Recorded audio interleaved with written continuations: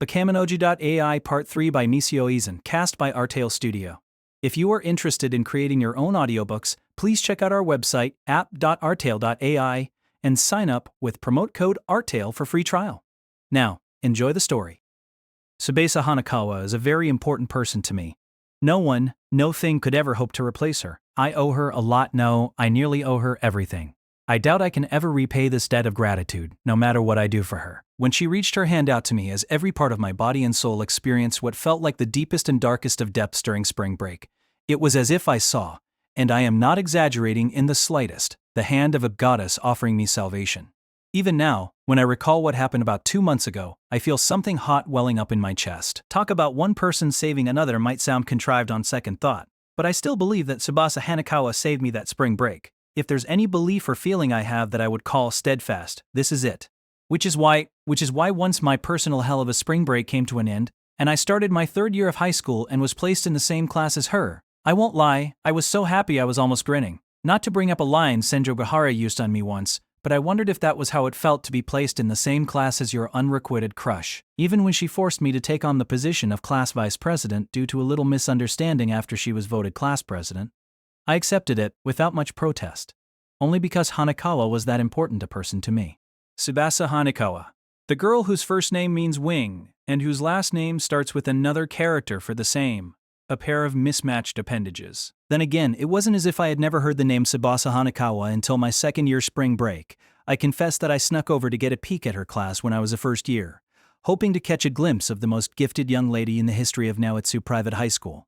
Even at that time, her appearance, glasses with her hair neatly braided, bangs in front, pegged her as a model student. I could tell at once that she took school seriously. People who look smart aren't entirely rare, but that was the first time I ever saw someone who had to be smart. You hesitated to say a casual word to her. That's how solemn and dignified a freshman she was. She wasn't hard to approach as much as a thing apart that you weren't permitted to stare at even from a distance. I'd pushed myself too hard to get into Naoitsu High, so I was already starting to understand my position at the school. But, maybe it was the moment when I saw Tsubasa Hanakawa that it really sank in. Not only had she never ceded the title of top of her class, she apparently hadn't been left in the dust when it came to anything related to grades, since her time in elementary school. It was hard to believe that she and I belonged to the same species. That isn't to say Tsubasa Hanakawa is stuck up, she's nothing of the kind. I wouldn't want you to get that impression because I've never met a more decent human being, in fact. I'm afraid I actually misunderstood her until last spring break, but when I spoke to her up close and in person, she seemed to address everyone on almost excessively even ground, to the point that I felt she needed to be more self-aware of her skills and talent. The so-called model students at Naoitsu Private High School tend to consider smarts as something you use to differentiate yourself from others, but not Tsubasa Hanakawa. That sense of being a thing apart that I got when I first saw her was totally not her own view. It turns out she is fair and open, a class president among class presidents, a class president elected by the gods themselves. The school seems to like her. Plus, she is popular in class. She has a serious personality, but more than that, she is caring. It can get out of hand and yield misbegotten assumptions like the one that made her appoint me vice president, but that's about the only fault I can find with her. I'll admit that working with her as class president and vice president has its fair share of annoyances, but more often I'm impressed by her character. I realize it may not be the best way to put this, but it's incredible considering her family situation, which I learned during Golden Week, the 9 days from April 29th to Sunday, May 7th, which is where the vacation fell this year. If my spring break was like hell, those 9 days were like a nightmare, the memories of which Tsubasa Hanakawa herself has already forgotten. To the extent that dreams are something that you usually don't remember, nightmare seems quite appropriate. For 9 days. She was bewitched by a cat. Just like I was attacked by a demon, she was bewitched by a cat. There's a fitting reason for every aberration, and in this case, the strained and warped family life that she was bearing was it. Yes, speaking of misunderstandings, it was a huge misunderstanding. Until then, maybe I saw the world in black and white and believed that good people are happy people and that bad people are unhappy people, that there might be people whose unhappiness gives them no choice but to be decent. I hadn't been able to wrap my head around so simple a notion, and yet Tsubasa Hanakawa reached her hand out to me. That spring break too, she couldn't have been in a place to be helping me, yet she pulled me out of the deepest depths. I won't forget that, no matter what may happen. Oh, Big Brother Koyumi, I was waiting for you. I'd been waited for. After classes were over on Tuesday, June 13th, which promised to become a memorable day for me, I used every minute available after school to prepare for the last culture festival of my high school career that weekend. and the time was a little past 6:30 p.m., the front gates of Naotsu Private High School. There, looking bored as she waited for me, was Nadeko Sengoku, one of my younger sister's old friends, with whom I'd spent several aberration-related hours until the morning of that day, along with my junior Suruga Kanbaru. On the morning of that day, along with my junior Suruga Kanbaru, the girl was wearing a school uniform. A middle school uniform that took me back. Her uniform was a dress, rare for these parts. She had a belt clasped around her waist to which she'd attached a small pouch. And yes, given the circumstances, it only made sense. But I realized it was my first time ever seeing her in uniform. The dress looked good on Sengoku, with her generally childish appearance. She wasn't wearing a hat. Her eyes, though, were still hidden by her long bangs. It seemed to be her default hairstyle. Whether it was pulling her hat down or letting her bangs overhang her face, she seemed thoroughly shy about making eye contact or even letting others see hers. Her shyness approached historic levels. Hey there. My greeting rang somewhat hollow, Sengoku's sudden appearance having surprised me more than you'd expect. She was standing in the gate's shadows, and her timing had been like a boo from someone lurking in a corner, though I was sure that wasn't her intention. What are you doing over here? Oh, Big Brother Koyomi. Sengoku seemed to be looking away from me as she spoke. With her hair covering her eyes, I couldn't even tell if she was. Did she, at least, see me from in there? I have to admit, being called Big Brother Koyomi right outside of my own school was somewhat embarrassing. But if I told her to stop calling me that, I ran the risk of hurting Sengoku, as delicate as a newborn fawn. While my reaction to seeing her was surprise, seeing me clearly put her at ease. Naturally, it took a decent amount of resolve for a second-year middle school student just to visit a high school, but she'd been feeling way more frightened. I couldn't deal her a final blow. Luckily, the time of day was on our side. I'd stayed at school late, even among the students preparing for the culture festival, so the chance of any I knew passing by was close to nil. If someone did, my nickname would most definitely become Big Brother Koyomi, but the risk had to be slim. I knew that she wasn't talkative and that I had to bear the silence. If I couldn't stand it and tried to fill the void, she'd just clam up even more. Still, and this is only a figure of speech, it was as if I was dealing with a timid little creature like a rabbit or a hamster. It made me want to spoil her. I wanted to thank you again. You really helped me. Ah, I see. You were waiting all this time not knowing when I'd leave, just to tell me that? How long have you been here? If you came right after middle school. Oh no, I took today off from school. Huh? Right, of course. Being in uniform didn't mean that she'd been to school.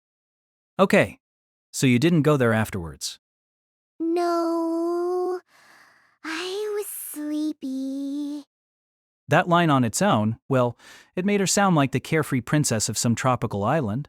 While she'd technically gotten some shut-eye at the abandoned cram school the night before, in that awful environment, with only a plastic bottle as a pillow and other people right beside her, no wonder the utterly delicate Sengoku couldn't sleep well. Even I couldn't.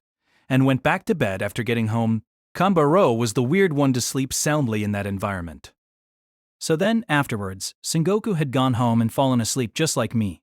But unable to get back up, unlike me, had come to these school gates around the time I would be leaving. It was a weekday, and the uniform must have been her attempt to ward off any truancy officers. Yikes, today was the worst timing. Didn't I tell you? This high school is having a culture festival over the weekend and we're right in the middle of getting ready for it. Which is why I ended up leaving so late, my bad. Did I actually make you wait for more than 2 hours? And no. Huh? Classes normally ended at 3:30, so I'd come up with that number assuming that she arrived at around 4. Could she have gone off somewhere in between because I was taking so long? I started waiting at around 2, so it's been more than 4 hours. What are you, stupid? I ended up shouting at her with everything I had. Waiting in front of the gates for over 4 hours. If anything, the uniform made her seem all the more suspicious in that case. It's not like any high school's classes finished at 2. What were the security guards the place spent a fortune on doing all that time? Feeling soothed by a cute middle schooler? I'm sorry for being stupid. I'd been apologized to. I'd never been apologized to before for such a reason. Still, I wanted to thank you. I just wanted to so much that I couldn't sit still. What an upright girl you are. The word I really wanted to use was uptight. To thank me, huh? In that case, you should be thanking Kanbaru. She must have passed by here already, right? Did you not meet her? You and I are old acquaintances, while she did everything she could for you when you two barely had anything to do with each other. There aren't a whole lot of people out there like her.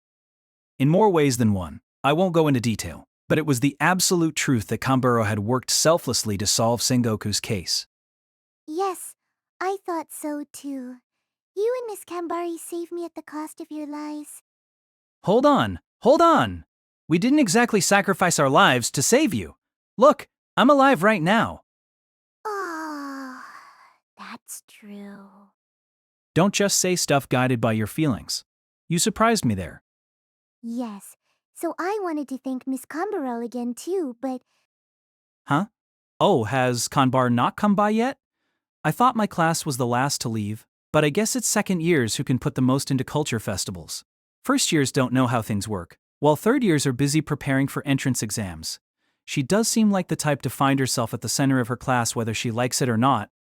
and no, Miss Kambari came by here just half an hour ago or so. Oh, she did. You didn't call out to her because she was with her friends or something? She must have many. No, she was alone, but before I could say anything, she ran past me so fast I almost couldn't see her. Kanbaro must have been in a rush. I assumed it was to do something immeasurably sublime, like finish reading the Mountain of Boys' Love novels she'd bought the day before. But Sengoku, who hesitated even to catch the attention of people she knew well, wasn't going to stand in the way of a running Suruga Kanbaru. I thought she might run me over. Yeah, I understand. I really do. I wouldn't dare call out to Kanbaro while she's speeding either. Yes, it was as if she was using takyudo. Why would you compare something she did to a special attack used by Prince Yamato, one of the main characters in Bakemonogatari of all things? Not only are you making the situation harder to understand, you're forcing my retort to essentially be straight commentary. Yes, I didn't think you'd get it. She seemed honestly surprised. Man, it appeared as though she'd underestimated my abilities as the designated quipper. Okay, wrong time to be boasting. Still, middle school girls these days know about Bakemonogatari. Maybe the characters' names thanks to the new set of chocolates they've been selling, but the names of special attacks? I watched it on DVD. Ah, I see. We live in such a world of convenience. But either way, that's a difficult reference to get. You could have at least compared it to a flash step. Flash step, is that when... That's called persistence of vision. Oh, is it? But they're similar. Not one bit. Don't lump together one of the most closely guarded secrets in all of martial arts in a basic optical illusion. When I yelled at Sengoku, she turned her back to me, and her shoulders began to quake. I fretted that my harsh comeback had made her cry, until I realized that she was desperately stifling a laugh. She was gasping for breath. Right, she was quick to laugh. Even when she was part of the exchange, it seemed... Big Brother Koyomi, you're as funny as ever. So, she said. I couldn't remember well, but had that been my role as far back as elementary school? The thought was kinda depressing. Either way, Sengoku had it in her to be a fun conversation partner after all. Maybe I wasn't going all out with my comebacks, but I was quipping just fine. In fact, she'd been at the peak of her aberration troubles the day before. Maybe she simply hadn't had the necessary peace of mind.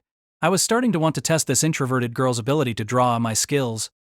I was worried her shoes might not last if she ran at that kind of speed, but Miss Kanbar did look very cool when she was running.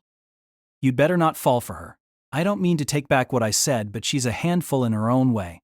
I will admit she's as cool as they ever come nowadays. Fine, I'll set up a chance for you to thank her properly, so you can... Yes, but I also had another reason to see Miss Kanbaru. You did? Yes, I couldn't think of any business Sengoku might have with Kanbaro other than thanking her. But then again, they'd spent no small amount of time together. Maybe they had made some kind of promise. If you want, I could handle it for you. I need to go thank Kanbaru myself. Sengoku's case, the case of Sengoku's snake, had Kanbaru not gotten involved, it was dubious whether I'd be standing there talking with Sengoku. It had to be irritating to be on the receiving end of the same repeated apologies and thanks, but one last show of gratitude once we'd both settled back down didn't seem out of the question. but I'd be bothering you. Don't stand on ceremony. I wouldn't even think of it as a chore, so leave it to me. Oh, then maybe I'll ask you. Sengoku took two small, folded pieces of clothing out from the bag she carried, volleyball shorts and a school swimsuit. Forget not having thought of them. I'd erased every trace of that business from my memory. I washed them and wanted to give them back to Miss Kanbaru when I saw her, but if you can return them for me, please do. The sooner the better, after all. Yeah. What a high bar! Now this was a trial, a guy receiving volleyball shorts and a school swimsuit from a middle school girl right outside his high school. If anyone I knew saw me, my nickname would somersault past. Big Brother Koyomi and B, without question, pervert.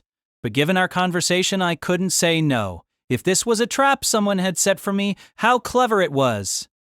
Oh, heavenly Lord, the deeds you force upon me. Oh, okay. I'll hold on to these. Sure, that I'd never see another occasion to receive the like. I took the two articles of clothing from Sengoku. As she handed them to me, for a brief moment she seemed somehow reluctant. Perhaps she felt that she ought to return them herself after all. But in the end, she let go. This was a somewhat strange turn of events, though. Today was supposed to become memorable for me. As our conversation ended, Sengoku began to blush, her eyes to the ground. Freed from the snake aberration, the gloom that enveloped her had thinned, but her naturally quiet nature seemed unchanged. On a vague impulse, I reached out toward Sengoku's bangs. What? I missed. My hand touched nothing but air. Sengoku had pulled her downcast head to the side to elude me. I went after her bangs again, on another vague impulse, but this time she took a step back to shun my pursuit. What's wrong? I don't know. Just... Did she have to act so bothered? These were quick movements that you'd never expect from the usually mild-mannered Sengoku. They say bangs can diminish your vision, but it didn't seem to be an issue for her at all. I thought I'd try something. I slipped my other hand downward to grab the hem of her one-piece uniform. The way she'd moved to keep me from touching her bangs reminded me of how a grade school girl might evade attempts to flip her skirt. So I was conducting a little experiment. Yet Sengoku didn't react to that hand. All she did was tilt her head to the side as if she found it strange. A thought came to me that I'd also had the day before. This girl was far too pure for a middle schooler. She was defending herself in all the wrong places. I let go of her uniform right away. Facing you feels like a test of my mettle as a man. Because I don't talk very much? No, it's not that. Because she doesn't talk much, huh? Huh. Speaking of which... That's right, Sengoku, there was something I wanted to ask you. May I? What is it? Nothing big. It's about Shinobu. Shinobu? You know, that cute little blonde girl at the ruined cram school. Maybe I never told you her name. Whatever. Anyway, did she say anything to you when I wasn't around? Sengoku made a puzzled face like she didn't understand the point of my question, before going ahead and replying in the negative. Okay, well, I'd expected as much.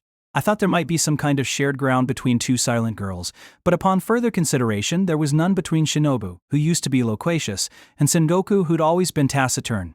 Shinobu Ashino, blonde hair and a helmet with a pair of goggles on top, the beautiful girl who, along with Mimo Shino, my savior, currently called that abandoned cram school home, though their life there was too hollow to describe it as a home.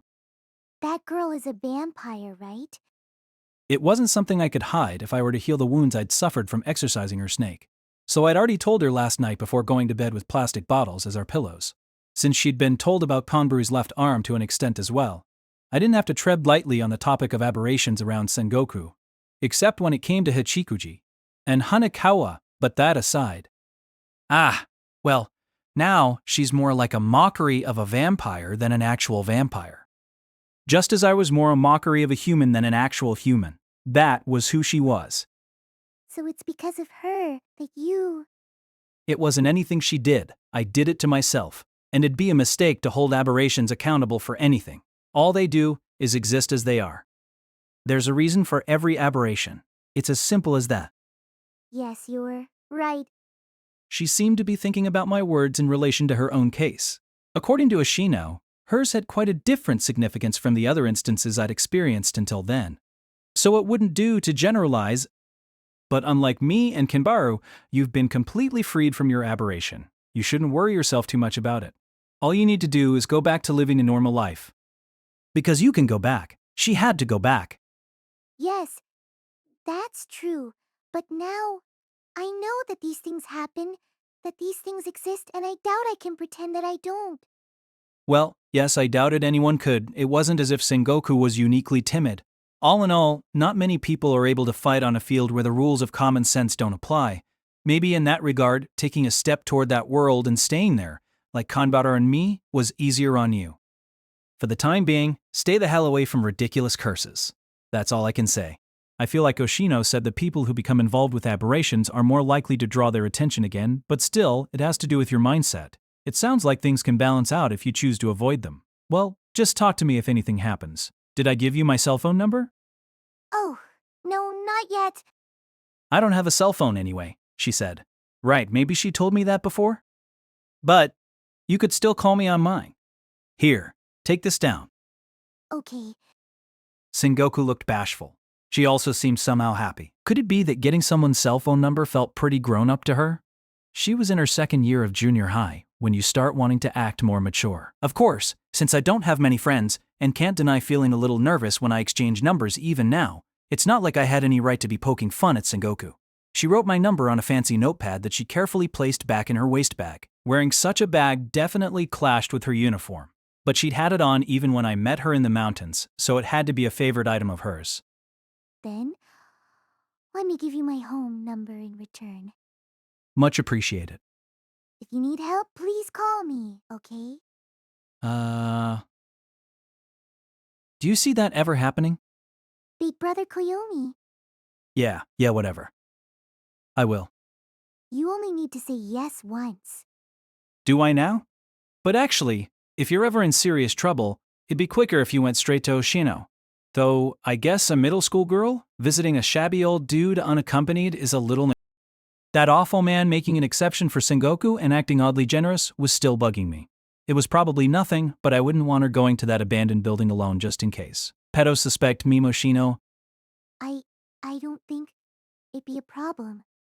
Yeah, maybe not. But he just reminded me, we can't go to him for every little thing that happens like in that anime. Always counting on Doraemon and his secret gadgets will make you as helpless as Nobita. That amulet Mr. Ashino gave us really was like a Doraemon device. Yup, like the genius helmet and technology gloves. Why go out of your way to choose obscure ones that only ever appeared in the theatrical feature for your comparison? Why not the bamboo copter or the anywhere door? Wow, your comebacks are always so timely and precise. Sengoku seemed impressed. The light of respect gleamed in her eyes. What a thing to be respected for. By the way, What? people say that in the movie versions of Doraemon, Giant suddenly becomes a weirdly grown-up and good-natured character, but shouldn't they be saying that about Nobita more than anyone? Where did that even come from? Huh? I don't feel like I spoke out of context. It might be connected, but it's only connected. It's a total tangent. Why would you go into greater depth about the Doraemon movies? Though she was right, Giant barely grows at all in the films compared to the progress Nobita makes. I think Sunio is the one character who never experiences any growth, no matter what.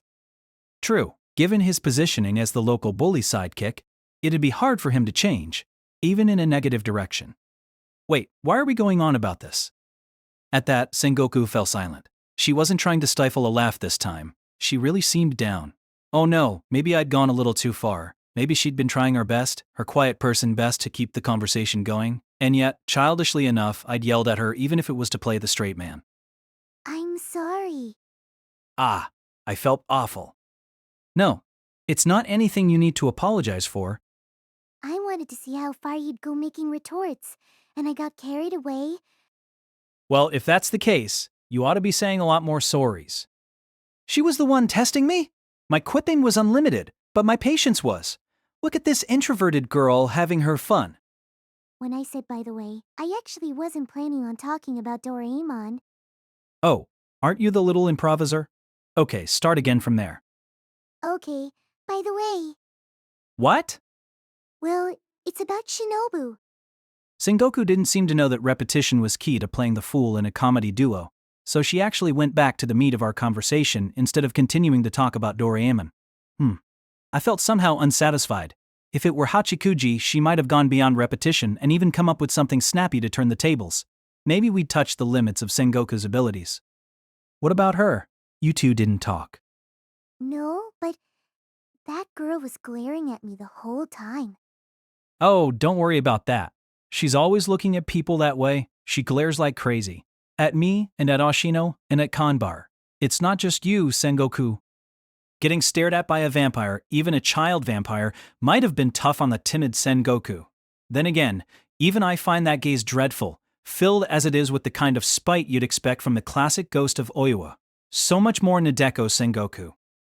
No, I know that she glares at everyone, but she doesn't look at me and Miss Kanbaru the same way she looks at you and Mr. Oshino, I thought. Hmm? What the heck? I didn't get it. You're saying she looks at men and women in different ways? Yes, that's it. Ha!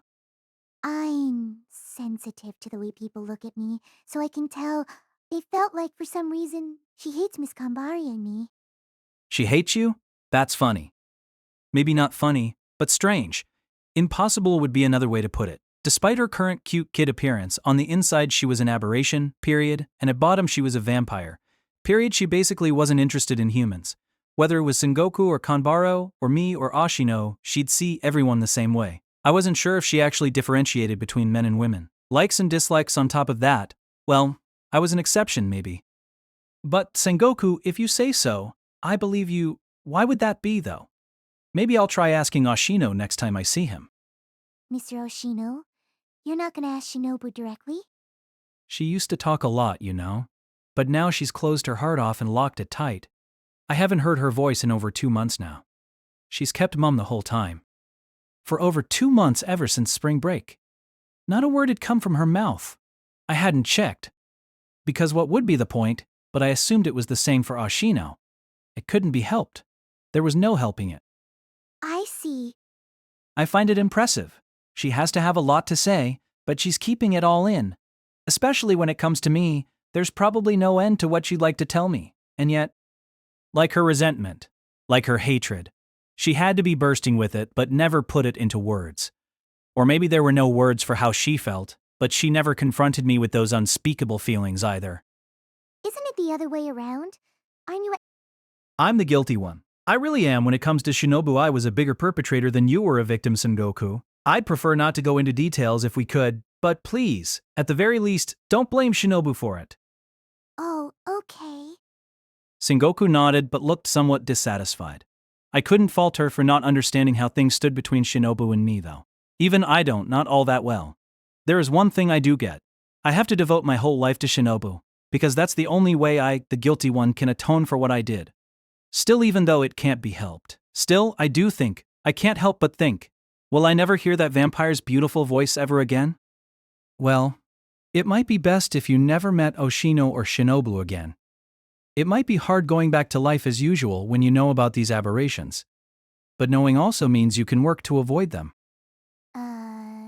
Yes. But I still need to thank Mr. Oshino too. I have a feeling he doesn't really like that kind of thing.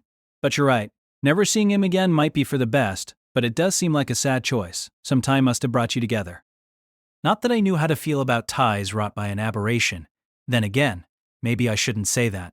Hanekawa and I, Senjogahara and I, Hachikuji and I, Kanbaru and I, those were all ties brought about them. The same went for my reunion with Sengoku.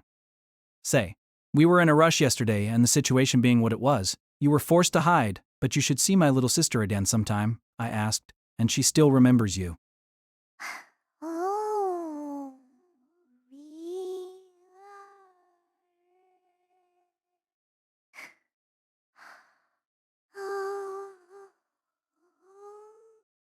Yep. So come to our house to play again when you have a chance. Is that okay? I can go to your room and play? Big Brother Koyomi? Yeah. Wait, it'd be an issue if she came to my room. Our house, please, not my room. When can I? Well, I guess after the culture festival is over, Just then, as I was mentally flipping through my upcoming schedule. Oh, Araragi, it's you. What are you doing out here?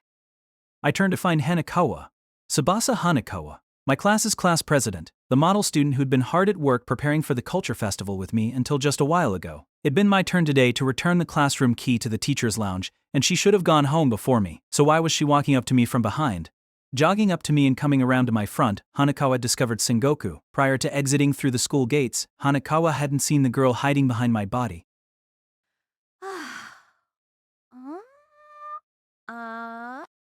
Ah, Hanakawa. This is the girl I told you about yesterday. Excuse me. Pardoning herself in an utterly cracked voice, Sengoku turned tail, and, while I'd never say it put Kanbaru to shame, the burst of speed did remind me of her dashed away from the front gates of Naotsu Private High School. It was only a few seconds before she vanished from sight. If anyone ever darted off like a hare, she had. She took her people phobia a little too far. Are high schoolers really so frightening, Sengoku? If this is how she was going to act around Hanakawa, how was I ever going to introduce her to Senjogahara? I'd considered inviting Sengoku to the culture festival depending on how things played out, but it didn't look like she'd be able to set foot on the premises of a high school. Araragi, you know I think that kind of hurt. Yeah. No matter how gentle and tolerant Hanakawa was, she'd have to object to someone running off after nothing more than seeing her face. I bore little, if any, responsibility for the situation, but I still found myself feeling bad about it. Didn't you go home before me? I got tied up talking to Hoshina in the hall. I see. Hashina, our homeroom teacher. Hanakawa was widely loved after all. Sorry I didn't introduce you sooner, but by now, it was too late. The person was already gone. That girl just now is my little sister's friend that I told you about yesterday. Her name is Nadeko Sengoku, and she's a second-year middle schooler.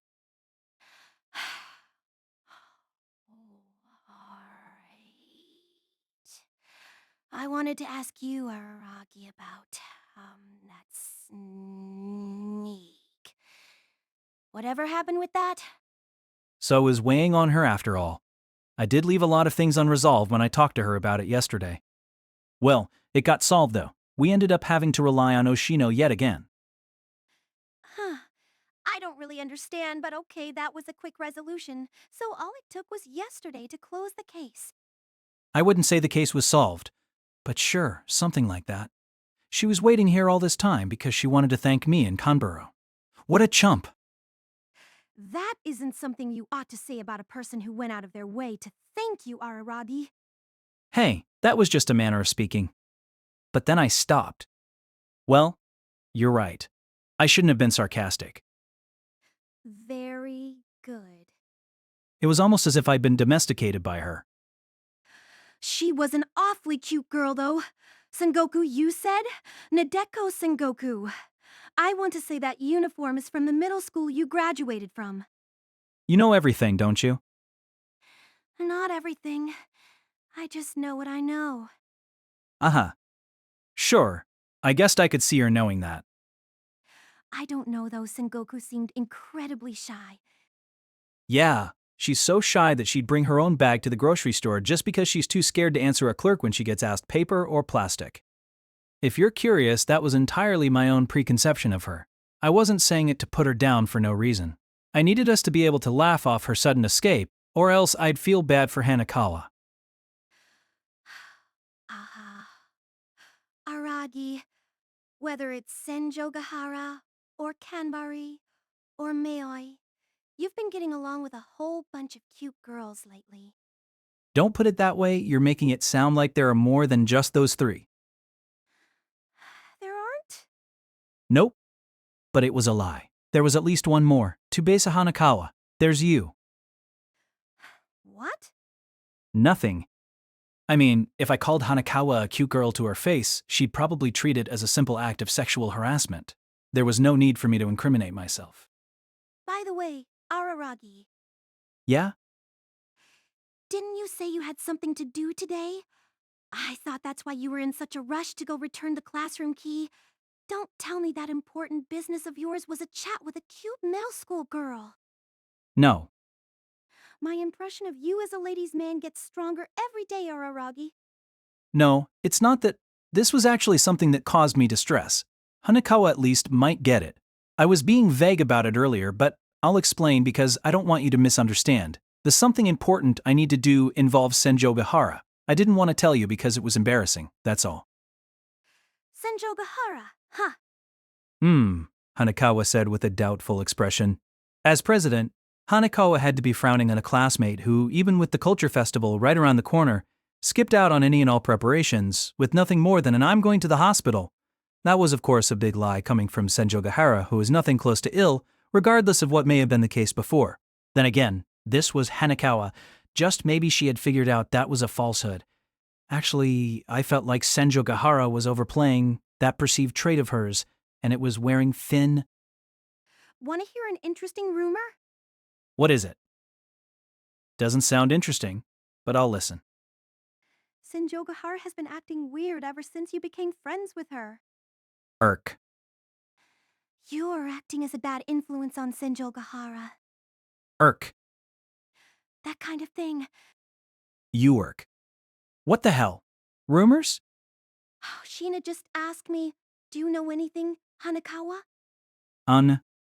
It was an irresponsible rumor, of course it was. But while it was unpleasant, I couldn't find it in myself to get upset. I felt like it was partially true, or at least I could understand why people might say that.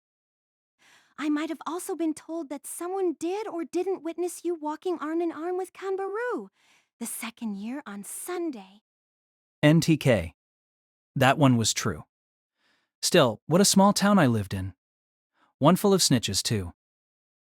I don't know exactly what caused you to become so friendly with Senjogahara, but I do think that more and more people are going to say that kind of thing about you from now on.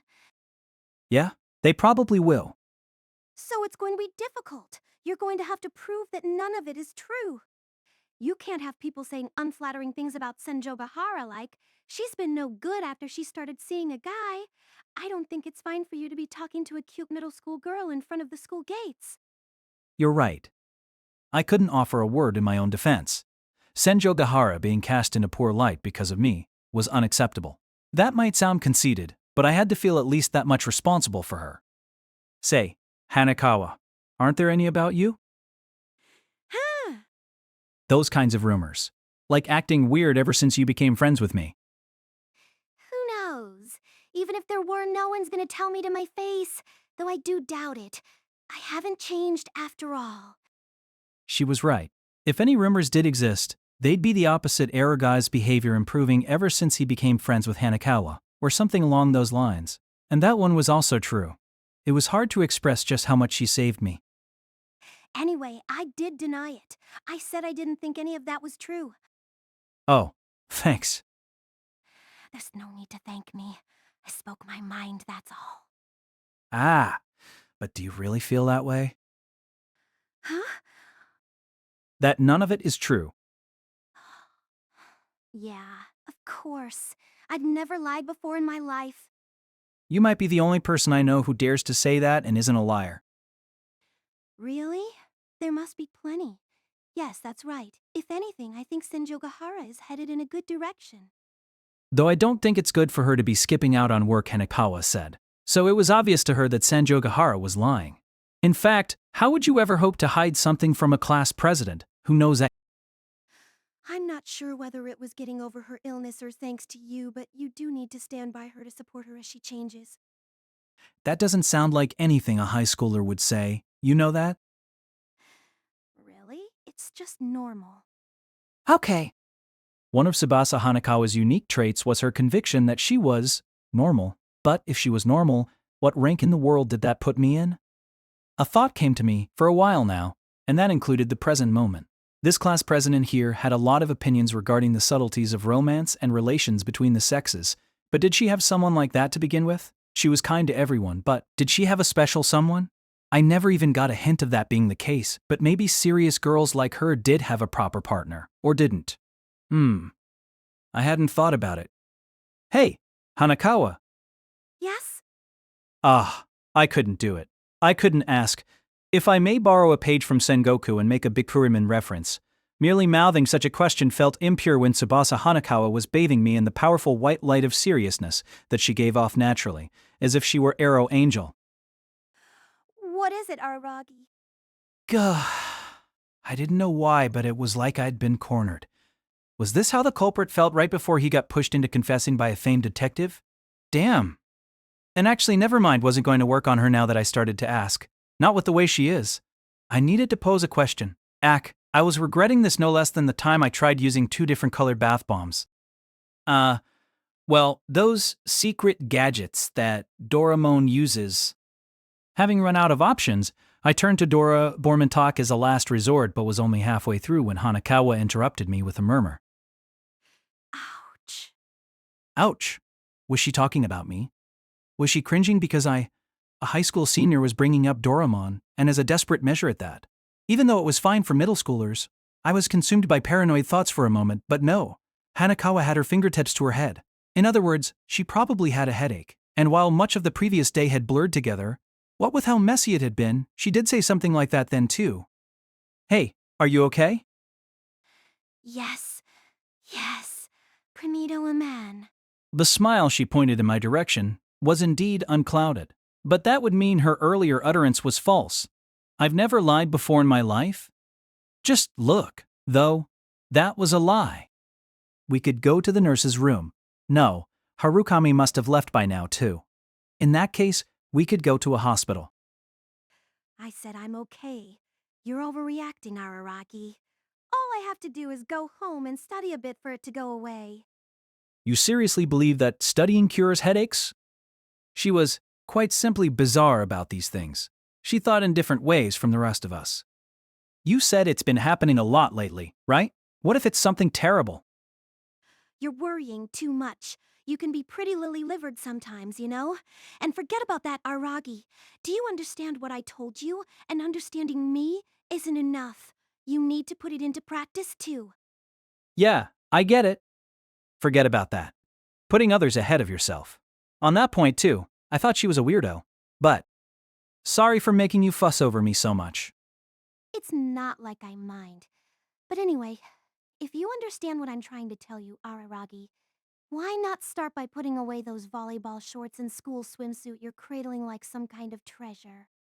June 13th, a memorable day for me. It was supposed to become one, and it had absolutely nothing to do with volleyball shorts, school swimsuits, or the like. It all started with a remark by Hitagi Senjogahara, my girlfriend as of Mother's Day last month, May 14th.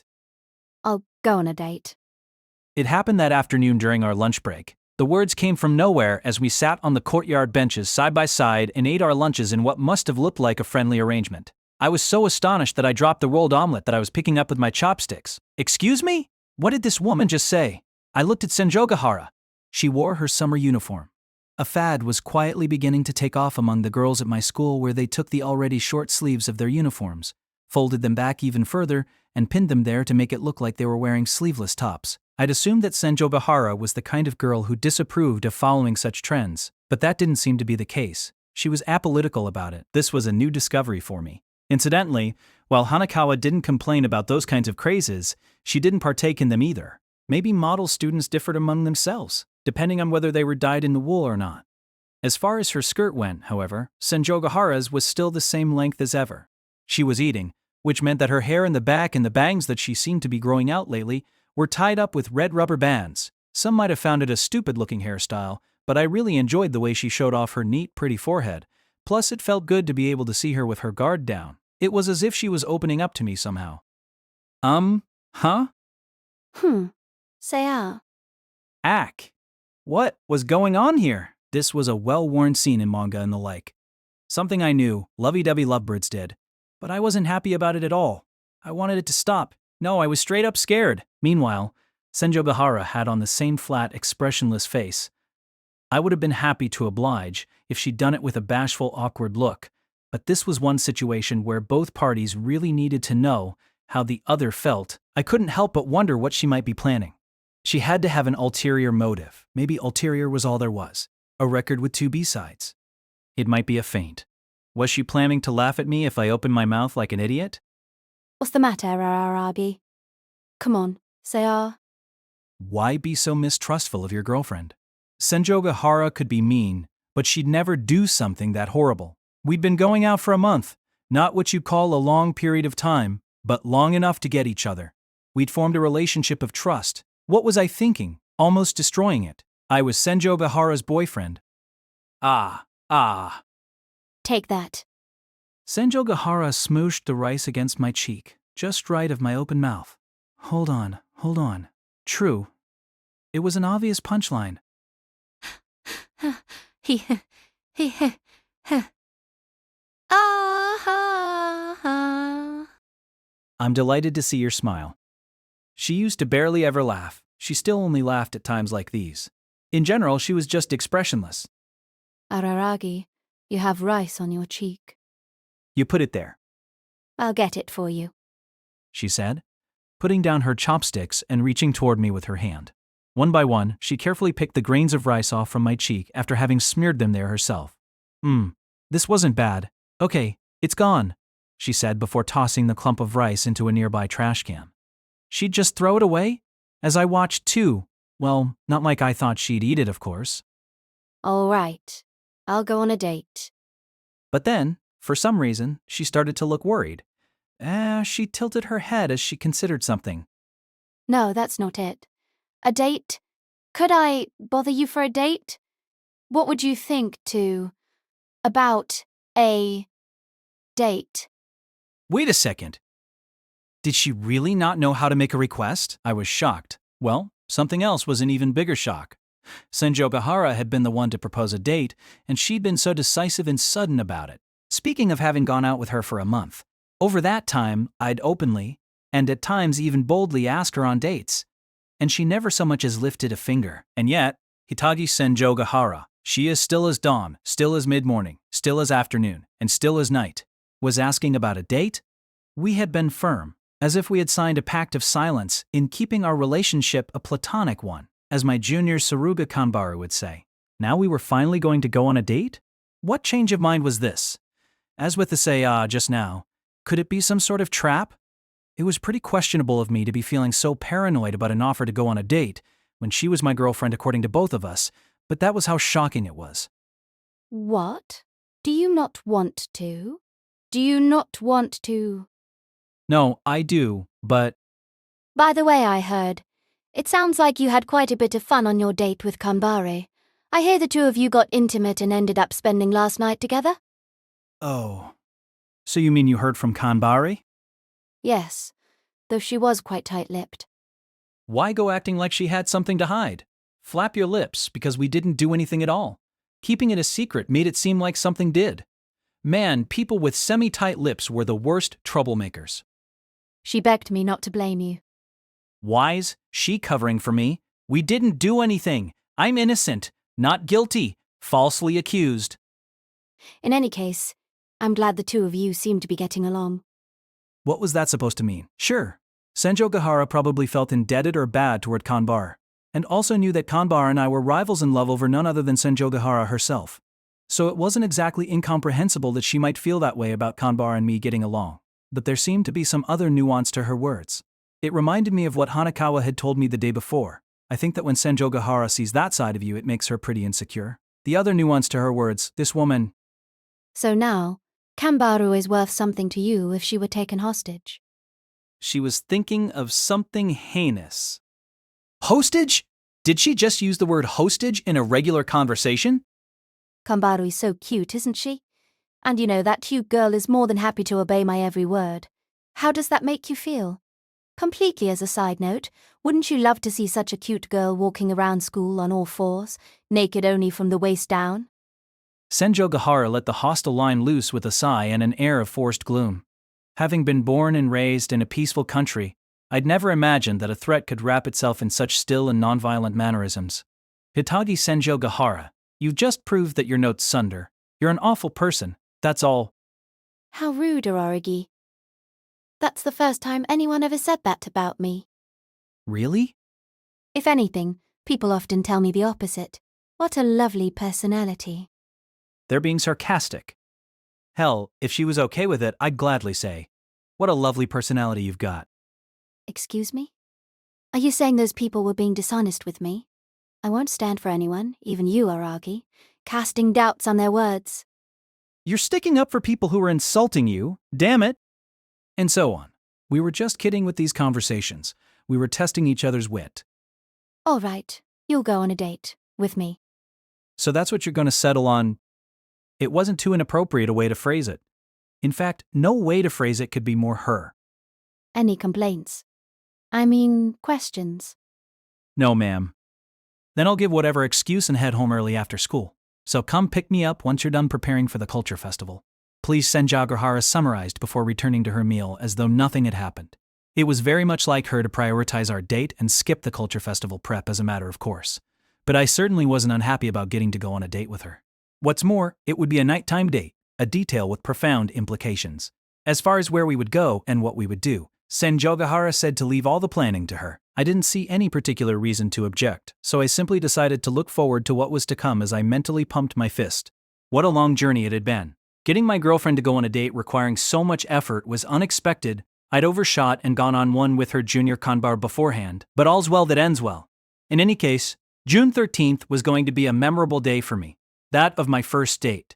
However, a few hours later, as I made to head home after school once the culture festival prep was done, I found Nadeko Sengoku, my younger sister's old friend, waiting for me outside and was handed volleyball shorts and a school swimsuit. Spotted by Hanekawa, I earnestly pled to her, "Please, I'll pay you 50,000 yen, so don't tell anyone about this." Of course, she gave me a serious talking to in response. People are endowed with dignity, and you should be ashamed of trying to buy one off. There I stood, holding volleyball shorts and a school swimsuit in my hands, scolded by a classmate by the front gates, before pedaling a little faster than usual on my bicycle to get home, where I changed from my uniform into something more appropriate and doubled back towards Senjogahara's place with nothing more than my wallet and cell phone. It was past 7:30 when I arrived. I wondered if I was a little late, but Senjogahara greeted me with a, "You got here faster than I expected," followed by, "That's fine though." It seemed like getting there too early could have been a problem. Senjogahara had changed out of her school uniform too. She had her hair in 2 bunches in the back. It was a personal rule for her to wear her hair straight down when she was at school, aside from when she ate and during PE, which she'd recently started not to skip, and to tie up her hair when she wasn't. Wearing it in 2 bunches, she took on a vague similarity to class president Hanekawa, but it added up to a movement-friendly and stylish choice. I thought her clothes made it look like we were going to go somewhere, and just as I expected, she said, "Okay, let's go, follow along now." But that was as far as my expectations took me. Some unexpected turns were in store. Hitachi Senjogahara led me to a jeep parked outside of the Tamakura apartments where she lived. We traveled by car. That much was fine. I lived in a motorized society. I had no questions or complaints about that. The issue was that both Senjogahara and I were strictly forbidden by our school rules to acquire a driver's license. We weren't allowed so much as a scooter, to say nothing of cars. So it followed that both Senjogahara and I got into the jeep's back seats. So then, who was driving? Hitachi Senjogahara's father. My girlfriend's father was chaperoning us on our first date? A date that was more like torture? Memorable, but how? The mood in the car, no matter how you spun it, was awkward. We exchanged hurried greetings before the jeep departed. Even then, I couldn't bring myself to ask where we were headed. Actually, our destination didn't even matter to me anymore. This was, of course, my first time meeting Daddy Senjogahara. It would be one thing if he were open and sociable, but I had the hardest time dealing with his type, which you might guess, even if I didn't bring up Sengoku, is the silent sort. It was one thing to face a taciturn girl who was younger than me, but a man who was my elder? Daddy Senjogahara was dressed sharply like he'd just come back from work. No, as if he was still on the clock, and quietly operated the steering wheel. He worked at a foreign-owned company or something. He looked like a stern man. My paranoia was acting up like never before, but it felt like he might get angry at me for just about any reason. Still, if you put all that aside, while he did look to be on the older side for a father of someone around my age, he cut a pretty cool figure with his full head of salt and pepper hair. Like he was an actor, he was aging gracefully. At the risk of sounding like a doting lover, Hitachi Senjogahara was enough of a beauty that some called her a cloistered princess. But it made sense now, girls like her had fathers like him. Your father cutting a cool figure netted more points than doing so yourself. What's the matter, Araragi? You're awfully quiet. Hey, do you not understand the predicament I'm in right now? I sure don't. When is now? How do you spell predicament? You don't even understand that? Look at her, playing stupid like that. Did she have no compassion? Araragi, I don't blame you for feeling nervous on our first date, but you need to relax. The night is long. Yeah. It wasn't because this was our first date. I truly missed that epoch in my life when I believed a nighttime date had profound implications. I was happy back then. The fact that the night is long was quite simply terrifying. Why did the night have to be long? All I wanted was for it to end as soon as possible. Hey, Araragi, do you love me? What a way to harass someone. So not only did she have an acid tongue, she was capable of this too. Answer me. Do you love me? What's wrong? You're not going to answer me? Hold on, Araragi. Could it be that you don't love me? This was harassment. Ultimate harassment. I love you. Oh, I love you too, Araragi. Well, thank you very much. Not at all. Wait a sec. So, she was unfazed by this? Totally unfazed that she was having this conversation in front of her real-life father? No, never mind. If it meant being able to harass me, she didn't mind taking collateral damage. In which case, I thought, furtively, casting a sidelong glance at the driver's seat, too furtively for head-on to even be an option. Senjogahara's father, however, had barely reacted. Driving occupied his full attention. What a cool guy. Our Jeep seemed to be driving toward the highway. Highway? Were we headed somewhere far? Well, if we weren't, not even Senjogahara would bring her father along on our date. I wanted to think. 10 minutes later, the Jeep did get on the highway. There was no escaping now. Not that I had any thoughts of escaping to begin with, really. You're awfully quiet, Araragi. You've hardly opened your mouth when you're always so voluble. Are you in a sucky mood today? Forget my mood.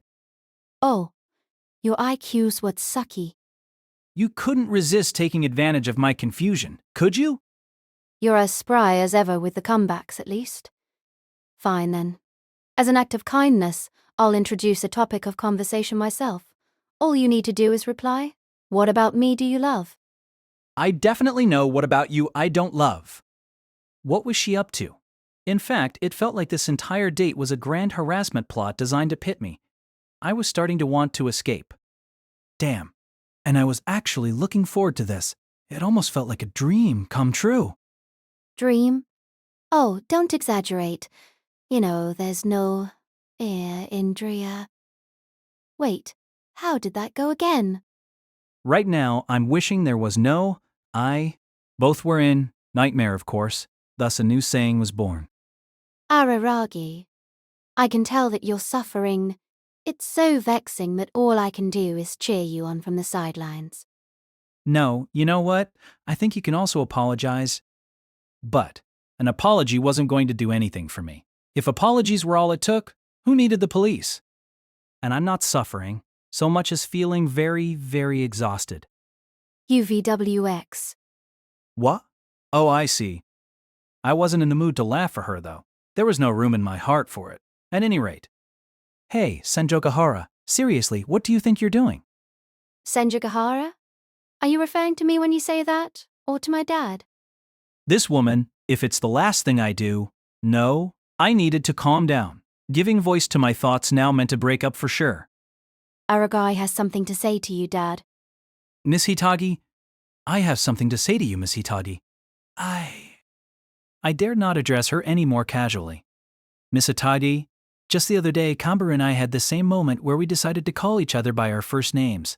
Who could have guessed that the same scene would play itself out like this with my actual girlfriend? What could it be, Araragi? You're not going to say mine back? Not that I cared. So, Miss Hitagi, I'll ask you once again, tell me, what do you think you're doing? What are you planning? I'm not planning anything. Anyway, Araragi. You know the famous mystery writer Agatha Christie, don't you? If you rearrange the letters in her name, you get a haggis theatric. Do you think that was on purpose? Who cares about that? If anyone's a theatric hag, it's you. I can't believe you'd say that about me in front of my parent. Irk. It was a trap. I fell right into it. Dad, it seems like your daughter is a theatric hag. And now she reporting it to him. Daddy Senjogahara, as always, had no reaction. Perhaps he was already used to this kind of act from his theatric hag. Yes, now that I thought about it, she was his daughter. There was no point in getting so upset then. She was making me dance like her little monkey, but no song was playing. Aw, you've gone quiet again. Did I bully you too much? You react in such good ways that it makes me want to keep putting you down. That line makes me feel more down than anything else you've said yet. Honestly. All right then, I'd try a counterattack. I wanted to see Senjogahara feeling put down for once. So what about me? Do you love? How kind you are. How cute you are. How you're like my prince who comes dashing in to save me whenever I am in trouble. My bad. Why did I ever think I could fight back? This wicked woman didn't just have a leg up on me when it came to this, she had a mannequin factory's worth of legs up on me. Why try to fight her ill will with ill will? Senjogahara was calmness personified. Did she have no emotions? Meanwhile, even though I knew that her reply was just a riposte to my harassment, my heart was hammering. I don't understand. Why? Where did I go wrong to be walking down this path of thorns? What's wrong with a path of thorns? Elegantly walking down a path filled with roses in bloom is such a gorgeous and beautiful image. Don't give it a nice spin. In the language of flowers, roses mean a foolish man. Liar. Stop making stuff up just because you feel like it. By the way, Yugaba. Sorry, Araragi. Did you nearly call your own boyfriend garbage? What are you talking about? I wish you wouldn't make such groundless accusations. Anyway, how did you do on the skills test the other day? Hun? You remember how I minded you, at my home, the two of us alone, day and night? Why phrase it that way? Why bring up being at her place in her father's absence, in front of the man himself? All the tests came back last weekend, but you've avoided talking about it. I assumed that meant your results were absolutely miserable, so I pretended not to care. But I asked Hanekawa today, and it sounds like you didn't do so bad. Hanekawa? She's tight-lipped, so of course, I couldn't get out the particulars. But she'd tell me if you actually failed. Senjogahara must have asked in some awful way. When Hanekawa turned the talk to Senjogahara in front of the school gates, I did think it was a bit unnatural, but now it made sense. That was the background. I'd told Hanekawa about my skills test results at the bookstore yesterday, but regardless of Senjogahara's phrasing, I probably was being a bit ungrateful not to speak a word of it to her after all she'd done. I'd somehow demurred thanks to the university issue, which I'd also discussed with Hanekawa. Why are you being so reluctant? Now hurry up and give me the exact scores. If you put on airs, then I'll bend every joint in your body backwards until you paradoxically look kind of cool. It won't look cool in any way. It would look uncool. Uncool doesn't begin to describe it. It would look law. It'd be no laughing matter. So hurry up and tell me if you don't want to walk around in a back bridge for the rest of your life. If I had every joint in my body bent backwards, I'd be even worse off. I would die. I would die about 5 times over before she was done. But yeah, I should have told you earlier. Sorry, okay? I did better than I thought, even at math, which I was always strongest in. It's all thanks to you. Thank you, Senjogahara. Dad, Araragi is thanking you about something. Won't you listen? Thank you, Miss Hitagi. Holy Makaru. In any case, I gave her my detailed scores for our 6 courses in 5 subjects. Nodding, She had me tell her which questions I got wrong, what I didn't understand, and so on. I was a little surprised to realize that she seemed to remember every question on the tests we took. Then again, she was gifted enough to get the 7th highest score in our school year, even while fussing over me. So maybe my surprise was misplaced. We were finally having something resembling a regular conversation between students. I could relax a little, even in front of Daddy Senjogahara. This was my chance to come across as a serious guy. It's best, though, if we compared answers immediately after a test. But maybe it's unfair to you to demand that much so soon. Anyway, you got decent scores. That's a little unexpected, even if I instructed you myself. Unexpected, huh? Yes. It's such an unfunny punchline for you. I didn't have you teach me for the laughs. I was looking forward to a development like, he studied so hard but ended up doing worse than usual. I'm disappointed in a way. And you don't think looking forward to such a development is unfair to me? Is that so? With those words, Senjogahara plopped her hand down on my leg, around my thigh. What was she trying to pull? By the by, the car we were in may have been a Jeep, but it wasn't that big. The two of us were actually pretty close to each other as we both sat in the back, enough so that our bodies touched when the car turned a corner. Be that as it may, I didn't know how to respond to her going out of her way to touch my thigh. Well, that was impressive. You did a good job. As if her right hand's movement were completely outside her jurisdiction, Senjogahara advanced the conversation without batting an eye. Why didn't her expression ever change? I had to wonder if she was wearing a well-crafted mask. I rarely tell people they did a good job. I wonder how many times I've told people that in the past. You know, I might not have since 6th grade, when this classmate who sat next to me won 3 times in a row at Reversi. That's ages ago, and it's not that impressive. I lied. Well, I figured. But it's true that I rarely praise people. Yeah, I believe you. Of course, in this case, I'm only telling myself that I did a good job in a roundabout way. I'm terribly proud that my sage advice lifted up a dummy like you, Araragi. That was also technically true. If I do say so myself, how did I ever manage to improve a dummy like you who used to spell mandrill as mandrill? I've never made that mistake in my life. And it seems like a lot of your wrong answers were due to careless mistakes. At this rate, Araragi, you may be able to aim even higher. Even higher, you say? College entrance exams, post-graduation options. Araragi, I don't mind continuing to help you study as long as that's what you want. I couldn't. Realistically speaking, I was still nowhere near the stage where I could tell Senjogahara that I was considering the national university she hoped to get a recommendation to, but that didn't mean I had any reason to turn down her offer. Hope for anything more. Is that so? A thought ran through my head. Hanekawa was tight-lipped, plus I had made her promise up, down, and sideways not to tell. There was no way she'd let Senjogahara know about my intentions, but maybe this woman had figured them out anyway. That would be that. Even if she did know, she seemed ready to wait until I told her myself. It was like we could communicate wordlessly, which felt good. More importantly, not satisfied with touching my thigh, Senjogahara started to caress it, working all the way to my inner thigh. What could it mean? Wasn't this like groping? Is it something you did in front of your father? Well, behind your father, to be precise. In that case, you'll be studying at my place every day. Every day? I never wordlessly communicated that to her. Wait, hold on. Could that be how much I needed to study? But every day? Every single one? I did study during classes, didn't I? Was I going to have to after school and on Sundays as well? What? Is something the matter, Araragi? Well, I was just thinking that I guess smart people do study that much. Nope. I don't. It'd be a pain. It's a program designed for you. Who else?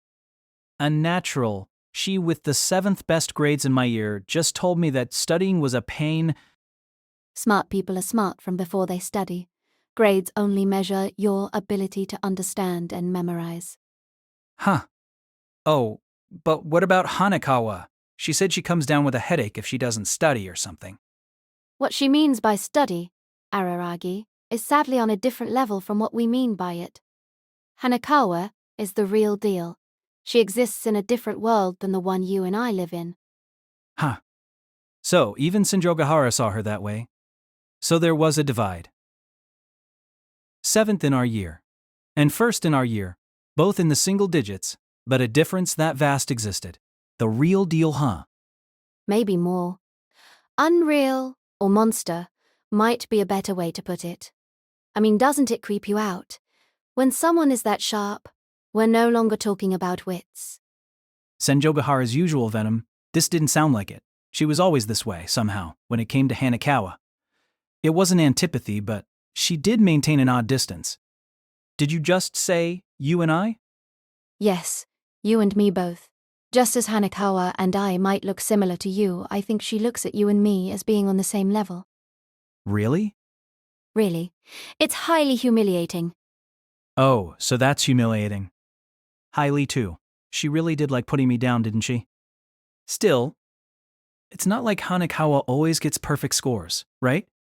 Well, I guess she almost always get perfect scores. When Hanekawa doesn't get a perfect score, it's because a test question was faulty. I don't know, though. When I think about how much pressure that must put on her, I can't honestly say that I'm jealous. Pressure, huh? Or maybe stress. Stress. Tsubasa Hanekawa, a girl with a pair of mismatched wings. At the same time, we'd be wrong-headed to commiserate with her on that account. Araragi, you who crawling and writhing at the bottom far from the real deal, just need to grind it out. So, you're studying at my place every day. Yes, yes, I will. You need to say yes 3 times, Araragi. Yes, yes, yes. Wait, why do you want me to sound so excited? That's just how much motivation I want to be seeing from you, because I'm offering my home to you as a study spot. You are. If you prefer, I could come to yours. My place isn't a very good study environment. My little sisters are loud. Kanbaru's house might work out too from time to time. Why are you bringing her up now? Just as I have to help you study, I need to go and play around with that kid once in a while. I promised her. I could tell that the flatness was marked. With me, she was an awful person through and through. But at least you could honestly call her a dundare when it came to Kanbaru. Well, to the hostage, Suruga Kanbaru. The kid seems to be doing fine in the academic department, but am I the only one who wants to hang around with Kanbari? Well, sure, she's fun. A little too fun. Not to mention. She admires in this excessive way, and I don't even know why. I think she sees me in too good of a light. I may be partially responsible for that. I did tell her that you saved a drowning child, and that you spend every Sunday volunteering at a retirement home. So you've told her nothing but lies. Just kidding. I told her the plain truth. Really? When I say the plain truth, I mean bad-mouthing you, so Kanbara admiring you is entirely her own decision. Bad-mouthing me, eh? I'd rather you didn't, Senjogahara. Even if I'm talking to a junior and a friend, it's embarrassing for me to praise my own boyfriend. It's my way of hiding my feelings. Well, you could also just tell her you feel embarrassed. Oh, that's right, Senjogahara. There's one more thing about Kanbadu. Dad, Araragi wants to tell you a secret. Miss Hitagi? God, she never missed a thing. She never let an opportunity to torment me get by her. What about Kanbare? Why is she so pervy? I spoke concealing my mouth with my hand. It was like I was a pitcher trying to communicate with my catcher. But I had no choice, because Daddy Senjogahara might read my lips in the rearview mirror. Pervy? Kanbare? Yeah. Was she like that in junior high too? You're asking about the past. But is she? To begin with. You'd say otherwise? Even Oshino sees her as a pervy rather than sporty character. I don't know about that. Maybe it's only from a male perspective that seeks chastity in women that she looks that way to you and Mr. Oshino. It's guy thinking. She's simply true to herself. That's all. I don't think she ever goes too far. I see. Is that how it was? I wasn't sure. If you have a chance, Araragi, try reading boys' love novels and manga for middle schoolers and up. You'd never call someone like Kanbaru pervy again. Okay. I don't think I'll actually read any, though. Especially not BL fiction. I'd be doomed for good. Fine. But I can't allow myself to sit back and let my adorable little junior get maligned as a perv. What exactly are you going to do then? And malign? I actually saw myself as a sort of victim. This wasn't working. Senjogahara was going to side with Kanbaru unconditionally, and unlimitedly no matter how long we discussed her. A hostage, though, she was. Hold on, wasn't I the hostage here? You want to know what I'm going to do? I'm going to undermine your standards and values. That way you'll start to see Kanbare as a positively innocent girl. She said, leaning toward me. Instead of just lowering her voice, she brought her lips right next to my ear, as if to conspire openly, cupping her hand over her mouth. _ad and $SS. Gah! What did she just say to me? I'll at and tilde that dollar, and hash tilde into hash and at tilde, so hash and dash and whiz hash and a tilde and a tilde and at in at and a. You? Irk! Itagi Senjogahara, what an embarrassing, indecent thing to say. Tilde and it in at and, of all the combinations that, and she was saying it all in such a flat businesslike voice. I couldn't believe it. How could someone find their passion so ignited by nothing more than words? Spore. Ack. No, I couldn't yell. Daddy Senjogahara was right in front of me. I had to seem natural. A hash tilde, dash and dollar, and hash, while a percent. NK. But the faint tickle I felt on my ear on top of it from her breathing. Hold on, what was this situation? My girlfriend was caressing my thigh and whispering dirty things into my ear in front of her own father.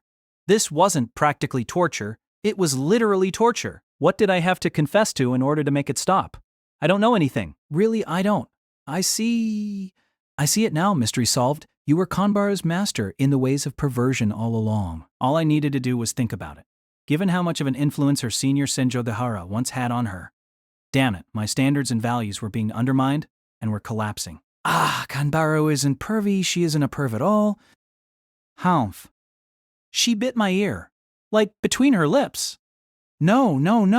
Now she was doing something unmistakably erotic. So like that, what do you think, Araragi? Have your way with me, Miss Hitagi. I was no good anymore. This was in no way the date that I'd wanted to go on. My hopes, dreams, and fantasies. She really was going through them and smashing them one by one.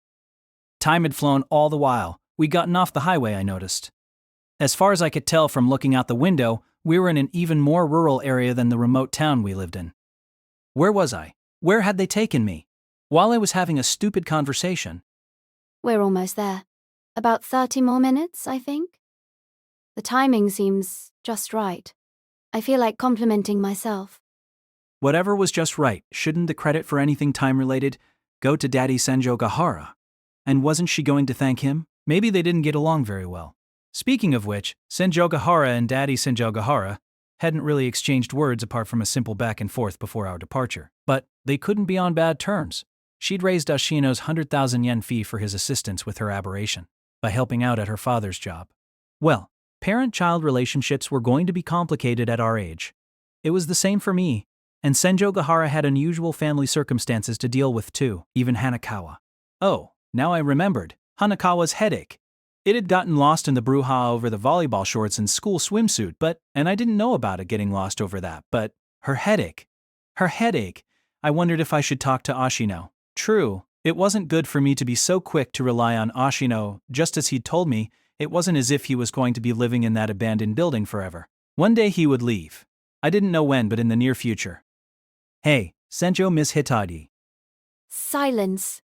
You just keep going on about this, that, and the otter. Order?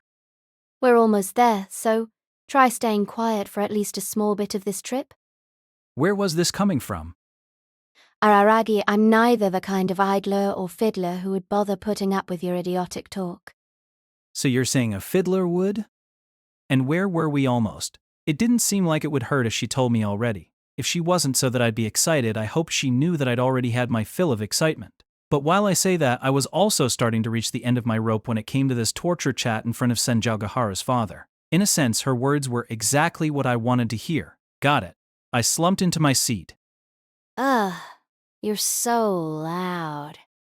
What? But I didn't say anything? 1. Talking about your breathing and your heartbeat. Hold on. What you're doing is telling me to die. And with that conversation, Senjo Gahara stopped talking too. I wondered why. She was nervous for some reason, or at least it looked that way. Was she taking me somewhere worth being nervous about? Our car seemed to be going up a mountain road. A mountain and not a small mountain like the one I had climbed with Kanbaru yesterday and the day before, but a full-blown mountain. The Jeep made use of its horsepower as it climbed the large spiraling path. The road was properly maintained, another difference from the early mountain. Were we headed for the summit? Another shrine? A shrine visit. As our first date. She had to be kidding. Feel like I'm asking this too late, but where exactly are we going? Somewhere really nice. She could say it seductively. All she wanted, she had to be lying. And anyway, Araragi, forget about where we're going. We've already arrived. Look, right over there. That's the parking lot. I did as she said and looked ahead. She was right. We arrived. It was now close to 10, which meant we'd been on the road for over 2 hours. It was a breathtakingly terrifying trip, and I was able to at last take a regular breath. Daddy Senjo Gahara displayed some impressive parking technique to stop the Jeep in the corner of the deserted parking lot. Sheesh, I thought as I tried to get out of the car, but Senjo Gahara stopped me. She didn't stop me by grabbing my hand, but astonishingly by stabbing her fingernails.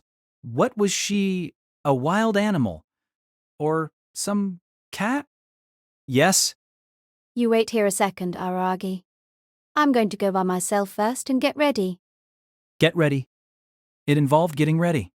And wait, Senjogahara, if you go ahead on your own in this situation and make me wait here, You have a friendly little chat with my dad, okay?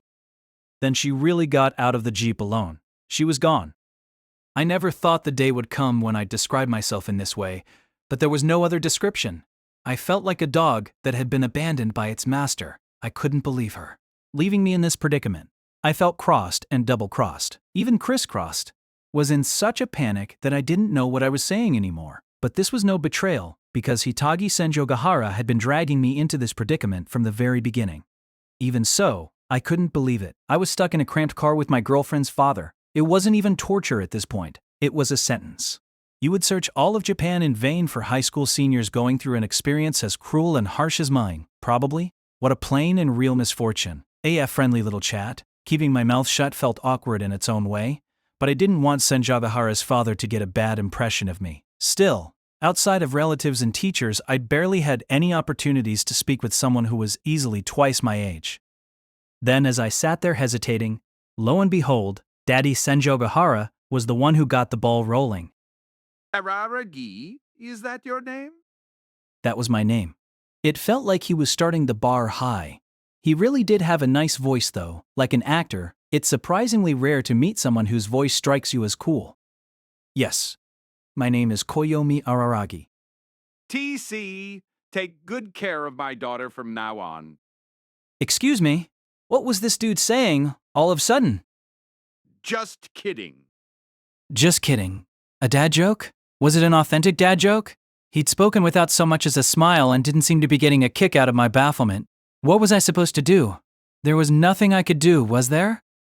T think you've heard already, Araragi, but I'm like the very definition of a workaholic. I barely get to spend any time with Hitagi. Right? Hitagi, he said. Naturally, he called his daughter by her first name. He made it sound so natural, too. I guess that's what it meant to be someone's parent. So this might not sound very convincing coming from me, but it's been a long time since I last saw Hitagi having this much fun. Did he understand what he was saying? He was describing his daughter tormenting a classmate as having fun. Daddy Senjogahara tread water at that point. It seemed that he wasn't as eloquent as his daughter, if anything. He was a fairly poor speaker.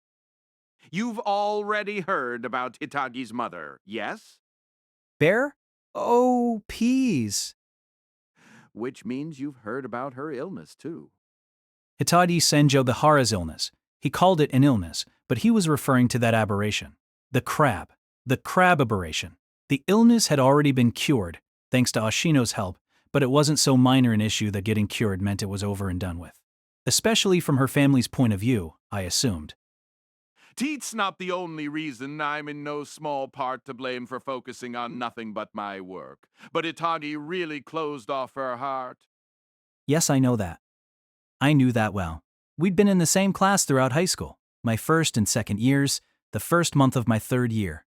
I knew very well just how closed off her heart had been. T don't have any excuse for it. Parents might be responsible for what their children do. But children don't bear any responsibility for what their parents do. Responsibility? When you close off your heart, there are only two categories of people to whom you speak your mind. People you don't mind being hated by and people who won't hate you. When I first came in contact with Senjogahara and she brandished that stapler at me, she had to have seen me as belonging to the former of the two.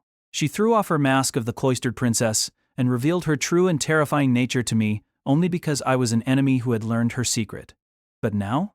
Did she really put that much trust in me? Even if she did, was I qualified to receive it? There's everything that happened with her mother and the illness, too. She's someone whose nature it is to love. She just doesn't know how. He wasn't saying anything outlandish when I thought about it, but I felt like I'd been treated to an incredibly poetic remark thanks to his cool voice. Araragi, I think you're handling someone like Hitagi very well. You think so?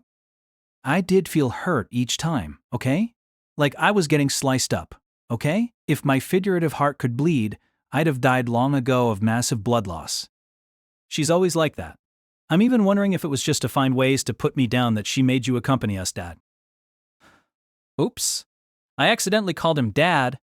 Was I going to hear it now? That legendary phrase, "You'll never call me Dad." T doubt it. He didn't say it. A generational thing? Well, it might be her way of spiting me. Spiting? Huh? Oh, right. His daughter flirting with a boy he'd never met before in the backseat of his own car couldn't have been pleasant, obviously. That was the exact reason why I couldn't take it anymore. But had she been trying to harass her father that way? More so than me? No, I disagreed. I don't think that's true.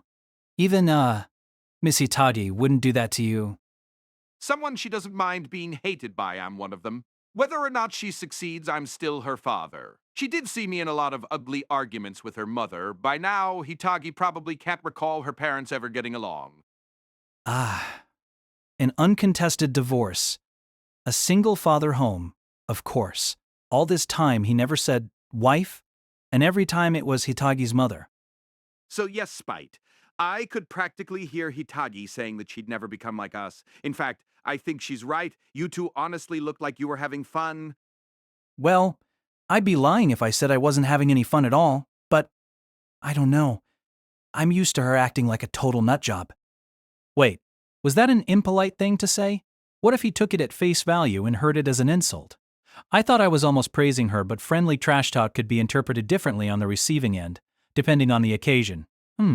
I didn't know where to draw the line. Hold on, why all this solo wrestling? Was I being, incredibly lame? She's someone whose nature it is to love, so she leans in and gives all of herself over when she finds the right person. To love is to demand. I know this is my own daughter I'm talking about here, but I think she's too heavy of a burden to have as a girlfriend. Too heavy of a burden.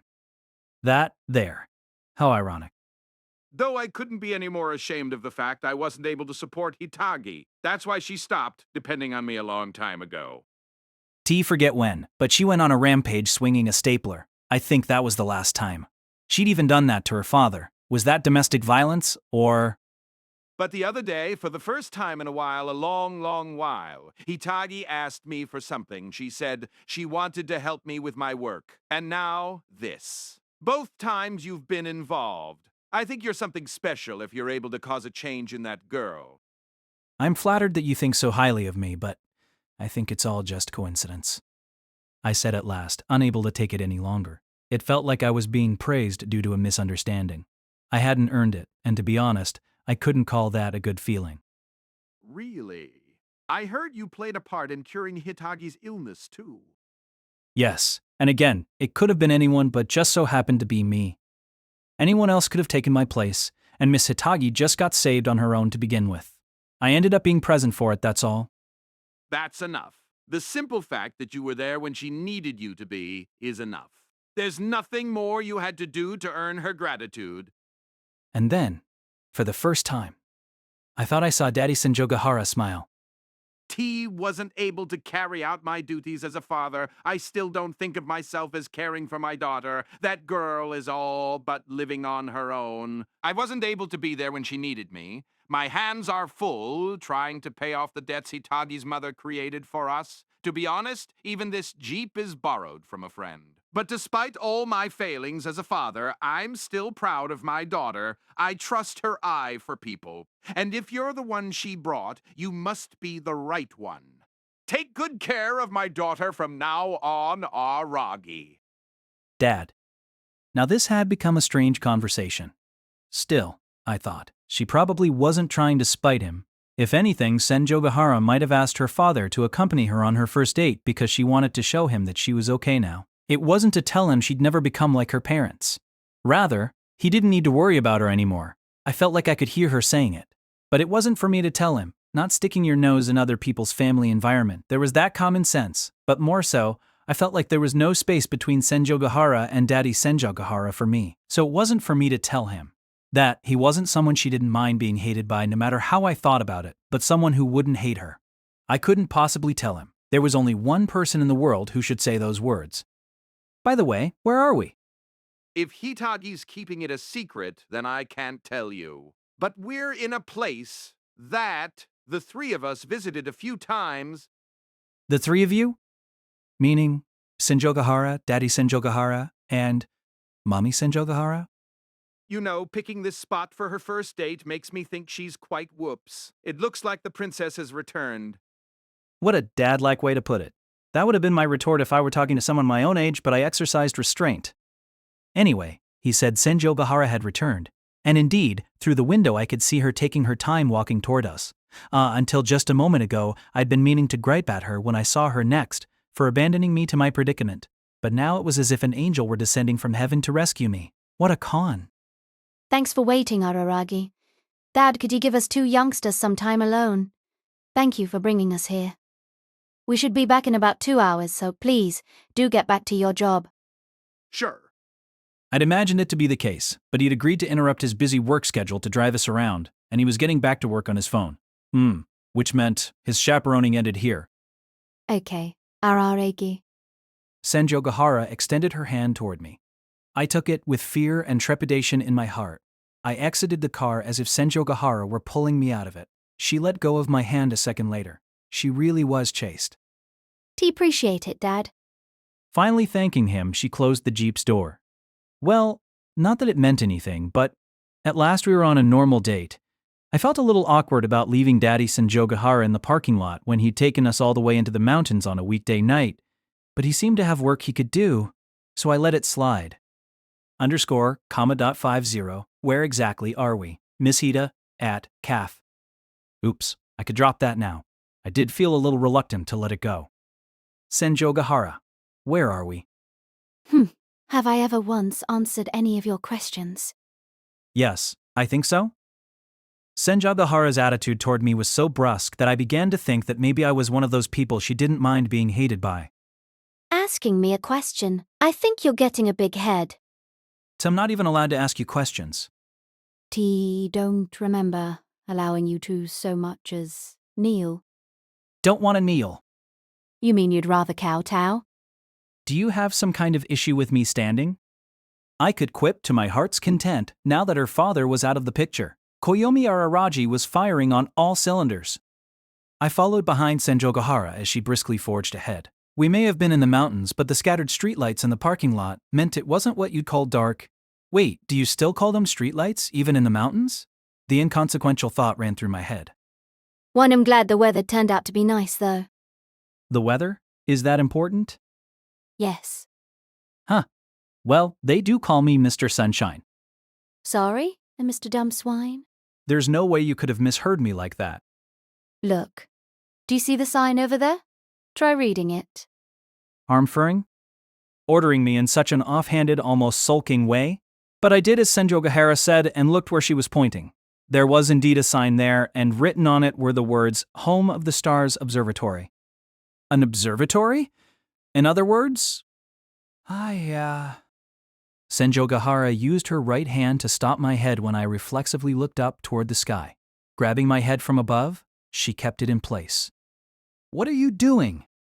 It was pretty humiliating to have that done to me at my age. You can't look up yet, Araragi. You can't look ahead either. Just look down at your feet as you walk. This is an order. T can't follow such an unreasonable order. Well, if you won't, I'll start screaming and crying and run back to that jeep where my dad is waiting. Or maybe Kanbaru will meet a bit of an unfortunate fate tomorrow. Which do you like better? A high school girl cosplaying a kindergartner and taking classes, or a high school girl with a sign that says, I'm being punished because I'm a very slutty girl hanging from her neck and standing out in the hall? Till do it. You hear about using the carrot and the stick in negotiations, but she was appallingly all stick. Lowering my head instead, I gazed down at my feet. Hitagi Senjogahara didn't let go of my head, though. With her hand still in place, she said, Shall we? And began walking again. Oh God, I was like a dog being walked. You really are scary, you know that? What's the extra R's for? But think of it as part of my brand of hospitality. I want you to feel a bit scarred. And you added an extra R. Listen to you say the meanest things. Treat me some with heart. Sure can with heat. That's where you got the spare R from? Oh, stop whining. It's only polite to add a little espresso to any conversation. Too bitter for a high school student's palate. Of course, the right word was esprit. It grew dark as soon as we left the parking lot. Even so, we were by a mountaintop observatory and I could tell even without looking up that it wasn't pitch black thanks to the starlight. We lived in a fairly remote town, which meant we could at least spot the constellations in the sky at night, but it was probably no match to out here. Oh, that's when I finally remembered. You know, about Kanbaru. Yes? Is this concerning her unfortunate fate? Why would I discuss that? Well said. If she's going to meet an unfortunate fate, you want to decide all the details on your own from A to Z. Tem not going to let Kanbaru meet an unfortunate fate at anyone's hands, even if those hands are yours. That's not what I'm talking about. Then what is it? Kanbaru and I were talking about constellations the other day. 2 days ago, I think? Ophiokus. Going too far into it would touch on Senjogahara's birthday, so I had to keep it simple. Kanbaru told me something then. She attends these events at an observatory in another prefecture 2 times a year. Could this be where? Senjogahara had influenced Suruga Kanbaru down to their perviness, so it was entirely possible. Must be. But it's been a while since my last visit. I do remember telling that kid. So, Kandari does that. She asked if it seemed out of character for her. Come to think of it. So that's what she meant. Man, what an adorable little junior she is. Yes. So much so that I want to do her. In what sense? Oh, now I recalled one more thing. That day I first visited Senjogahara's home and told her the whopper about knowing a lot about astronomy. Something about what the moon looks like. I remembered sharing my half-assed expertise and Senjogahara turning the tables on me. Ah, how embarrassing. I wished the memory had stayed forgotten. Of course she'd turn the tables on me. This was the first time I'd ever been to an observatory. Looks like there's no one around though. This isn't a particularly good time for observing stars. Plus, it's a weekday. Anyone that is here is probably inside that observatory over there. Over where? I tried to raise my head, to no avail. Or rather, I felt nails digging into my scalp. Hey, Senjogahara, are you aware that you're definitely doing something a lot meaner than you think right now? Really, if anything, you should feel fortunate to have one of my delicate hands on your head. To give you that, if you mean delicate like glass, all shards of ya. What a wonderful thing to hear. Am I so clear and sharp? You really know how to compliment a girl. I feel like rewarding you. Her nails dug deeper into my scalp. It was a simple yet effective way of delivering pain. Was she actually made of the stuff? Senjogahara's hollow, emotionless eyes were nothing if not glassy, in fact. I see. So that's what my girlfriend was. Hutadi Shard. Anyway, there's an observatory around here? Yes, with a large reflecting telescope. Huh. I don't quite get what's so amazing about that, but we're going in there? Nope. It costs money to enter. 1 empor, I'll have you know. I didn't see the point in saying it with such pride, but I guess it was the truth. 1, don't mind paying, since an observatory probably doesn't charge too much. I'm sure I have the money on me. 1, applaud your readiness to take the bill, but we'll have to turn down your offer for today. I have a spot I recommend overlooking through a telescope in a building. This way. Senjogahara left the path to begin climbing a hill. She stepped through the cropped grass and I followed in her footsteps. She stopped about halfway up the hill. A plastic sheet had been placed on the ground there. Her preparations. Close your eyes and lie down. I didn't feel like opposing or defying her when I'd come so far. Senjogahara's intentions were clear to me now. I did as she said, closing my eyes and lying down on the sheet. Her hand left my head and I could sense someone lying down next to me. I say someone, but that'd be some incredible magic trick if it weren't Senjogahara. You can open your eyes now. I did as she said, and then the heavens were full of stars. To be honest, I was surprised less by the beautiful starry sky than by myself, for still being able to find a starry sky beautiful at my age. Humans could feel this moved. The stars seemed to rain down on us. If I may be so unrefined, it could have been in part because I was lying down, but it was simply fantastic to have stars covering every inch of my vision. Trying to somehow maintain my self-consciousness by searching for the reason that I was moved was already dishonest, but I at least understood why Senjogahara had gone so far as was to stick her nails in my head to keep me from taking a sneak peek. She'd wanted me to see the sky from this perspective first. Somewhere really nice. She was right. There was nowhere nicer. Somehow I felt like I'd been fully repaid. Like all of the pain and trouble so far was being washed away. So, Araragi, what do you think? She must have been looking at the same sky. Wow, honestly, I don't have the words for it, So, your vocabulary is lacking. she said, putting a damper on my emotions with her acid tongue. But that was the extent of it. Even her venom was tempered under the sky. There's Deneb, Altair, Vega, the famous Summer Triangle. Go AAA all the way to the side from there, and we get to Ophiuchus, which means serpents is those stars in that area. Senjogahara gave me an eloquent explanation as she pointed at the night sky. Running commentary, though she had neither a flashlight nor a planisphere. Even so, it was somehow easy to understand. That conspicuously bright star is Spica, which means Virgo is around there. Cancer is over there. Oh, maybe it's a bit hard to make out. T, guess I know the Big Dipper. Yes, and the Big Dipper is part of Ursa Major. Right next to it is Lynx. Like the cat? Yes. Senjogahara continued to name every constellation we could see and to tell me about each one. It was as if I was listening to a fairy tale, and her words seeped into me soothingly. If she'd let me, I wanted to drift off to sleep. You can't fall asleep. What a clear no. What a sharp girl. What a sharp girl. Or as I'd say if we were mountain climbers stranded in a blizzard, you can't fall asleep. I'll kill you if you do. You're doing the killing? Well, in any case, that's everything. Huh? What is? Everything I have. Being able to help you study, my cute little junior and my curt father, and these stars. That's all I have, really. That's about everything I can give you. That's it. Everything. Everything? Oh, was that the deal? The thing with Kanbar the day before yesterday. No, since we first started dating a month ago on Mother's Day. Was that what Senjogahara was thinking the whole time? Never betraying any interest when I asked her out on a date. Making up with Kanbara might have been unplanned, but had she been waiting for our skills test to be over and for her father's schedule to open up? I remembered something Hanakawa had said. Senjogahara is a tough one. Well, technically speaking, I do also have my acid tongue and verbal abuse. T don't need that. And I guess I do have this body of mine. This body of mine, her euphemisms were so naked. Do you not need that either? Well, I couldn't say no, could I? But something about the scene made saying yes feel off too. But you know, don't you? That a long time ago, a filthy man tried to assault me. Oh, yeah. The crab. It was the reason for that aberration. One reason, at least. There were reasons for aberrations. And frankly, I'm scared of doing with you what that filth tried to do to me.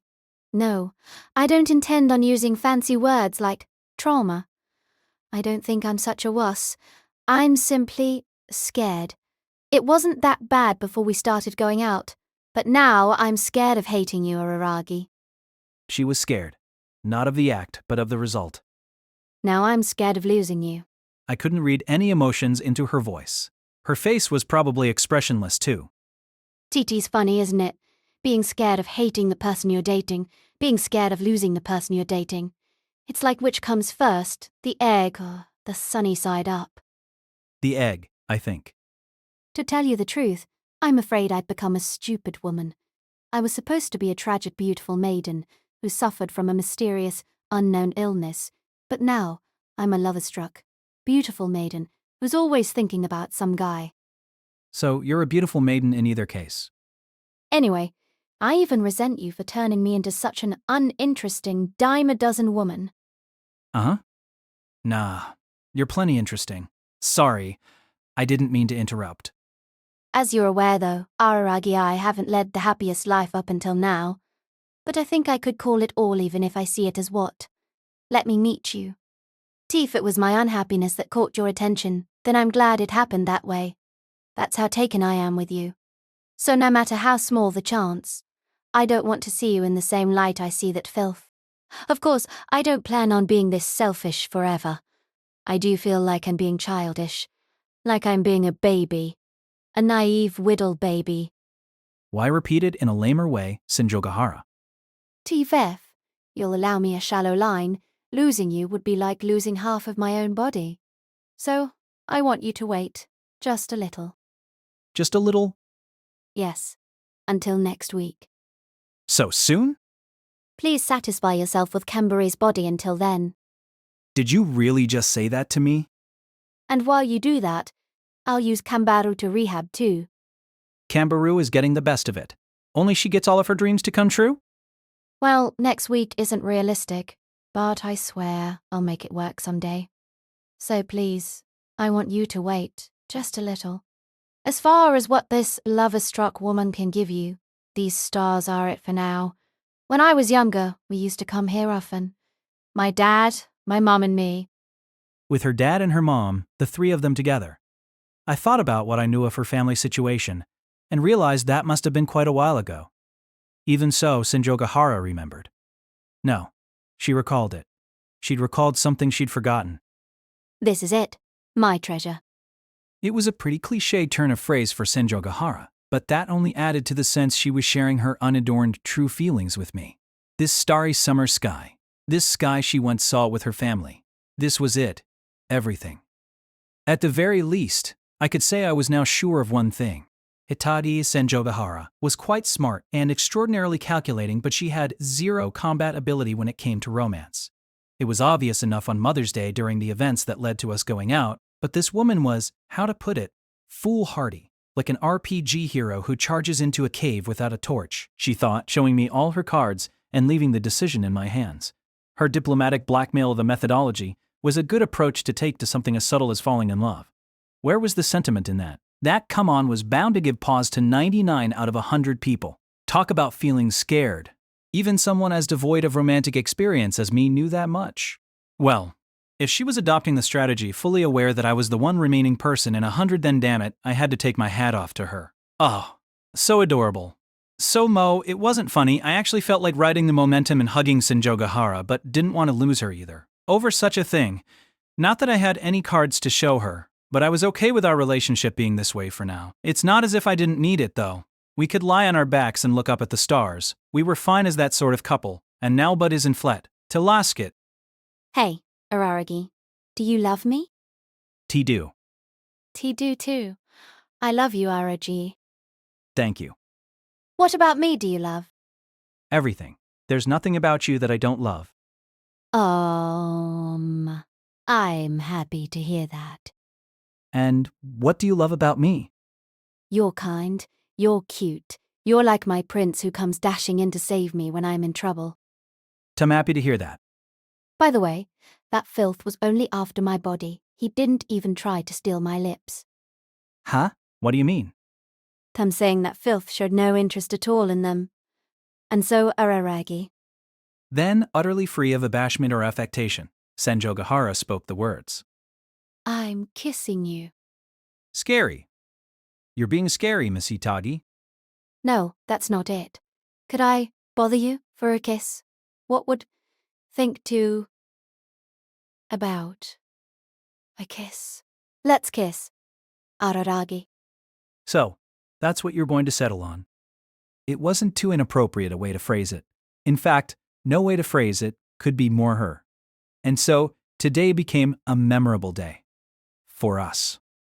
Now on to Wednesday, June 14th, or the day after I woke from my dreams, and by that I of course mean that our romantic astronomical observations ended without incident. Daddy Senjogahara drove us another 2 hours back to the town where we lived. I got to bed at around 1 a.m., had some trivial dream of the kind you mostly forget, woke from that dream, and got out of bed rather than that my first date with Senjogahara the previous night was all a dream. I was pedaling my way to school sleepily when I found Havi-che, Mayoi Hachikuji. Pigtails, her bangs so short her eyebrows showed. A girl in 5th grade who wore a backpack. Whoa, there! I stopped pedaling. She hadn't noticed me yet. Glancing from side to side, she seemed to be enjoying a morning walk. It felt like it had been a while since we last met. Well, it had been about 2 weeks since I saw her. It wasn't what you could objectively call a while when I thought about it. But for some reason I felt overjoyed to have run into Hachikuji. It's even harder to get in touch with a 5th grader than a girl in junior high, after all.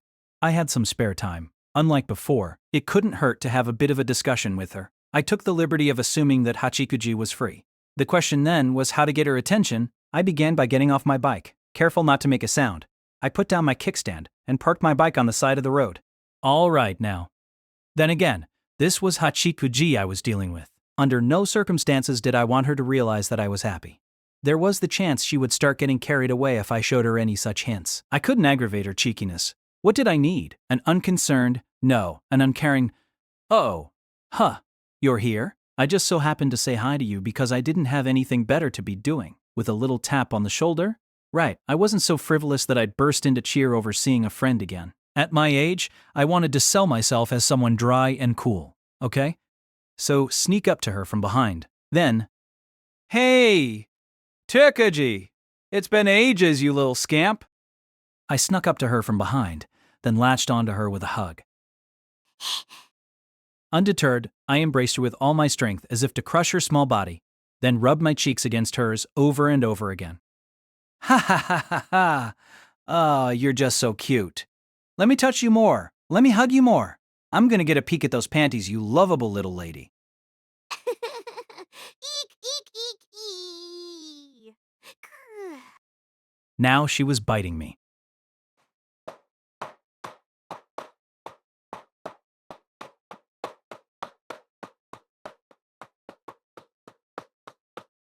That hurts. What were you doing? The words really should have been directed at myself. Both the hurts and the what you doing. I was brought back to my senses at last after being bitten in at least 3 discrete spots, but now Hachikuji's hair was standing on end like a Super Saiyan's as she emitted the kinds of threatening noises you'd expect from a wildcat. Well, of course she would. It's okay. I'm not an enemy. Come on, calm down. Deep breaths. First Now her breathing sounded like some sort of mechanized villain's. Actually, Hachikuji hadn't spoken a single word resembling human language since she first appeared in this scene. Hey, look, it's me! The friendly guy that everyone in the neighborhood knows. The guy who once showed you the way when you were a lost little lamb. Hachikuji's eyes seemed to recognize me at last. Her bristling hair slowly returned to normal. Oh, if it isn't Mr. Araragi. Oh, if it isn't Mr. Araragi. Don't call me names that make me sound sexually frustrated. It's Araragi. I'm sorry. Slip of the tongue. She might have been technically right for once, having been biting me. At least this time around, maybe I was to blame for the nickname as well as for getting bitten. I hadn't been able to control my emotions. I'd gone out of control. I might have still been feeling high from what had happened the day before, too. Oh, so I see you're wearing your summer uniform, Mr. Araragi. Huh? You're slim despite your muscular build, which means that short sleeves don't look any good on you at all. What am I supposed to do in the summer, in that case? Sleeveless shirts and the like weren't in fashion for boys. It's not as if they're remotely cute or anything when guys wear them either. It could be that the problem isn't short-sleeved shirts, but that dress shirts don't look good on you. Oh, and you look so wonderful in that high-collared jacket. What would you say to wearing that year-round? Tom not in the mill cheerleading squad? Incidentally, Naotsu High didn't have one. We weren't that into clubs and sports. And while your sleeves have gotten shorter, your hair has gotten longer, your face is every bit as docile as your personality is savage, so you're gonna end up looking like a girl if you grow it out anymore. Have to grow it out like this. I'll admit that it'll feel like too much over the summer, though. Also, I don't want to hear you calling me savage. Isn't having the girly name enough for you? You're really milking that one. What about your hair? Those twin tails look like a monster straight out of Ultraman. That's just the name, not the appearance. Okay, true. Your hair looks like it belongs to an alien from Planet Afro. Hold on. I'm pretty sure Planet Afro is something you just made up. But whatever aliens come from there, they're obviously going to have afros. I'm growing my hair out long and straight. You say that, but your presence is so thin that you'd be a character without sprite on in a dating sim. Whoever claims it first wins. If I say they have afros, they have afros. If I say they have dreads, they have dreads. Really? Okay, Hachikuji, quick. Say I'm a tall, broad-shouldered macho, dude. The very fact you listed those qualities proves you're none of them. But is that your ideal image of yourself? A tall, broad-shouldered, and macho dude? Hey, why do you look so unamused? Oh, you seem to be bleeding from your head, Mr. Araragi. Some savage person bit me. Quick, you want to tie off your neck and stop the bleeding. That'd kill me. How could I explain it? I loved Senjogahara best and got along with Kanbaru better than anyone else, but for whatever reason, I had the most fun talking to Hachikuji. Was it that my heart was being soothed by a grade schooler? TT's fine. Something like this will heal in no time. Oh, that was right. You're a vampire, aren't you, Mr. Araragi? Well, a mockery of one. Over spring break, I was attacked by a vampire. Just as a cat bewitched Hanakawa, a crab met Senjogahara, a snail led Hachikuji astray, a monkey heard Kanbaru's wish, and a snake trapped Sengoku, a demon, attacked me. I grew my hair out to hide the wounds from that day. It wasn't a vampire hunter, Christian Special Forces, or a kin-slaying vampire, but a frivolous dude in a Hawaiian shirt who was passing by, Meme Oshino, who plucked me from my predicament for the time being, but not without after effects. My body was extrain Arab hiding. Healing. Hey, Something you'd like to try? indeed. If we split you in half down the median line with a chainsaw or something, would we get 2 Mr. Aragis? That's some messed up stuff, grade schooler. I'm not an earthworm. Why would she ever think that'd work? I'm joking. I would never do something like that to you. Not after all you've done for me. Oh, yeah, I guess not. We're friends, after all. Yes! Tearing you limb from limb still wouldn't be enough, so how could I possibly settle for cutting you in half? Maybe she wasn't fine after all. I'd incurred a grudge. Just you wait, Mr. Aragi. I'm going to open up a ladder when you least expect it and watch as you walk right under. Wit? What? How many years would that take off my life expectancy? And that's not all. I'm going to be the one sneaking up behind you next time. I'm one I'll slowly run my finger down along your spine. You monster! You're gonna make me beg you to run it slowly back up? Oh, I'm only getting started. This is what happens when you make me mad, you poor thing. I have a feeling you're going to learn what true fear is. You'd better watch what you say, Hachikuji. Excuse me? You're going to be the one learning about true fear. Just try and get me to walk under a ladder, because he'll respond with violence. There he was, a high schooler threatening a kid with violence over fears that he might lose a few years from walking under a ladder. Yes, me. TT's not too late to apologize. T1 still forgive you. Hey, yay. But this was why she's my eternal rival. Hachikuji was now the one laughing fearlessly. Mr. Aragi, you better Dutch what you say. Dutch. Am I gonna have to apologize to the Netherlands now? What did I ever do to them? If you don't hurry up and say sorry, you'll find yourself on the receiving end of the whirling dance of windmills. What is that? Some kind of super move? Apologize now unless you want to meet Don Quixote's fate. That was in Spain, though. So, what now? Were you so eager to earn the name of Don? How had we gotten here? But I certainly didn't want to be called Don. Mr. Aragi, I can't believe you haven't apologized yet. Either you're thick-headed, you're thick-headed, you're thick-headed, you're thick-headed, you're thick-headed, no! So we're talking a 3/4 likelihood that I'm thick-headed. Jeez. Yeah, I get it. I need to apologize to the Dutch. When you say yes 100 times should be enough. T don't even want to try. It's your only chance to escape. Aren't you the little comedian? Hold on. Did she not want an apology for herself? I'm not as generous as the Dutch. You're sorely mistaken if you think an apology is all you need to earn my forgiveness. You think highly of the Dutch, don't you? If you really seek my forgiveness, Well, if that's all you're going to demand, a year's worth means 3 a day, though. that's a lot of money. It easily came out to over 100,000 yen. She was fleecing me. Well, I am grateful for your forgiveness. Oh no. Could she have thought that no thanks means no need to thank me? Wow. Mr. Miragi, you must be on your way to school. What a hard worker you are. I forget, did you say that your attendance record was a concern? Yeah, I might even have to repeat a year thanks to the hole I got myself in during my first 2 years. But this is no time for me to be worried about something as basic as that. Now I have my sights set a tier higher. A tier higher, you say? What an odd choice of words. What could you mean by that? Up until now, my goal was to graduate, but... Or wait, was it okay to tell her? Then again, I wouldn't have to worry about her telling anyone else. In fact, Maybe I should have been telling as many people as I could just to put more pressure on myself. I'm going to be focusing on tests now. Tests? Oh, elementary exit exams? Team almost out of high school. Why would I be taking those now? I explained my circumstances just as I had to Hanakawa and Kanbaru. Hachikuji, an excellent listener despite what you may be led to believe, kept me talking as she nodded and said, "Is that so? I see, which means T.I. should have expected as much. I never knew." And so on at the right moments. Of course, the words coming easily to me must have also had something to do with the fact that this was my third time saying them. But becoming adept at describing your goals meant that you hadn't accomplished them. What good was it going to do me if I was all bark? Goals need to become results. Mr. Araragi, it sounds like much has happened since we last met. He was a wise person who said to pay close attention to any young man you haven't seen for 3 days. What can I say? Feels like it went by in a flash. So it's been 3 years since that day? No, it hasn't been that long. 2 weeks. Don't make it sound like the series finale.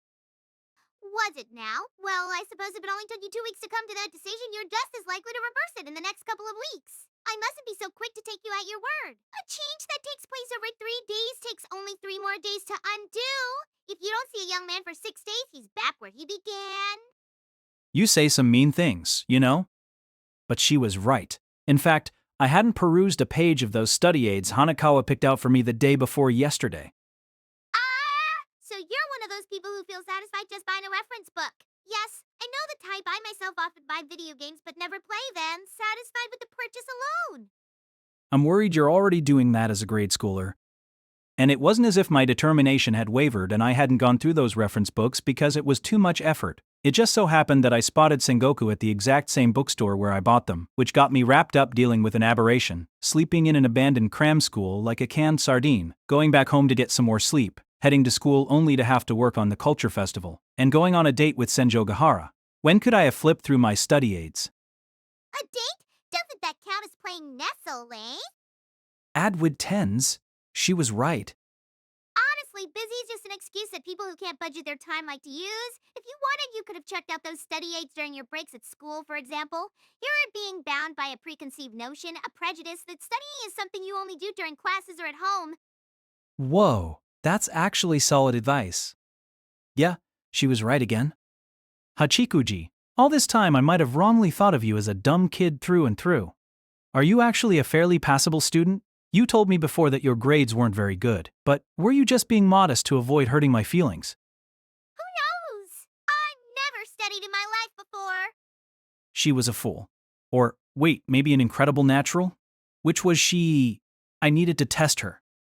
Hachikuji, let's play a little word game. I'll say a word, then you say a word that starts with the last letter of my word, and then I'll do the same for your word. The first person who ends a word with the letter E loses. Okay? Let's start with news. Slug. Gorilla. Apple. What? I've never seen anyone lose that fast before.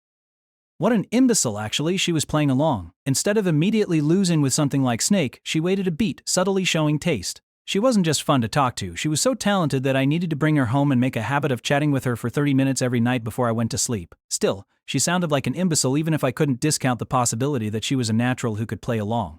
I hadn't come close to accomplishing my initial goal. I needed to try again. Time for another test. I'm going to ask you a riddle next, Hachikuji. I'll accept the challenge naturally. I've never turned my back to an enemy. You aren't one, but if you're coming at me, I won't hold back. You can learn to fear me. T have 2 heads and 3 eyes. I have 4 mouths and 100 teeth.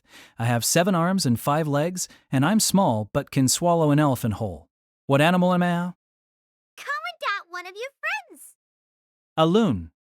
Because I'd have to be one to think something like that could exist. So no, I don't have any friend who fits the description. Would you want that as a friend of a friend? I'm selective about my friends.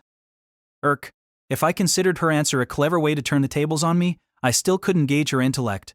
As I thought this, Hachikuji opened her mouth. Let me ask you one in return. I have the head of a monkey, the body of a tanuki, the limbs of a tiger, the tail of a snake, and the cry of a thrush. What animal am I? A loon. Because you'd have to be one to think something like that exists? You? She was right. I felt like I'd been dealt a loss. Could this elementary school girl be a natural after all? Damn, there was too much to her for me to see all of her at once. I'm surprised a grade school kid like you knows what a new is, though. He's studying many subjects. Is that so? Anyway, Mr. Araragi. Don't call me names that make it sound like I've transformed. It's Araragi. Excuse me. Slip of the tongue. No, you did it on purpose. Slip of the tongue. Or maybe not? Snip off the tongue. Too pious. Now that it was the 7th time we were going through this established routine, I was starting to get the hang of it. It had gone off flawlessly. Anyway, Mr. Araragi, you ought to know that studying for exams is no easy task. Yeah, I know that by now. Oh, do you? I don't. Myself. T had my doubts. She hadn't ever sat for such exams. Even so, I'm really worried about you. I don't want to sound like an old wife, but will you be able to fill out that college application? That's what you're worried about? Beware the little old wife. If you do complete the application, the rest is staying in good health for the big day. You'll be able to take your exams. No, I'm trying to do more than just take them. I need to pass them too. So you're studying for them? Well, I may have been uncharacteristically negative, but I'm sure you'll be fine. You're the kind of person who can do it if he tries.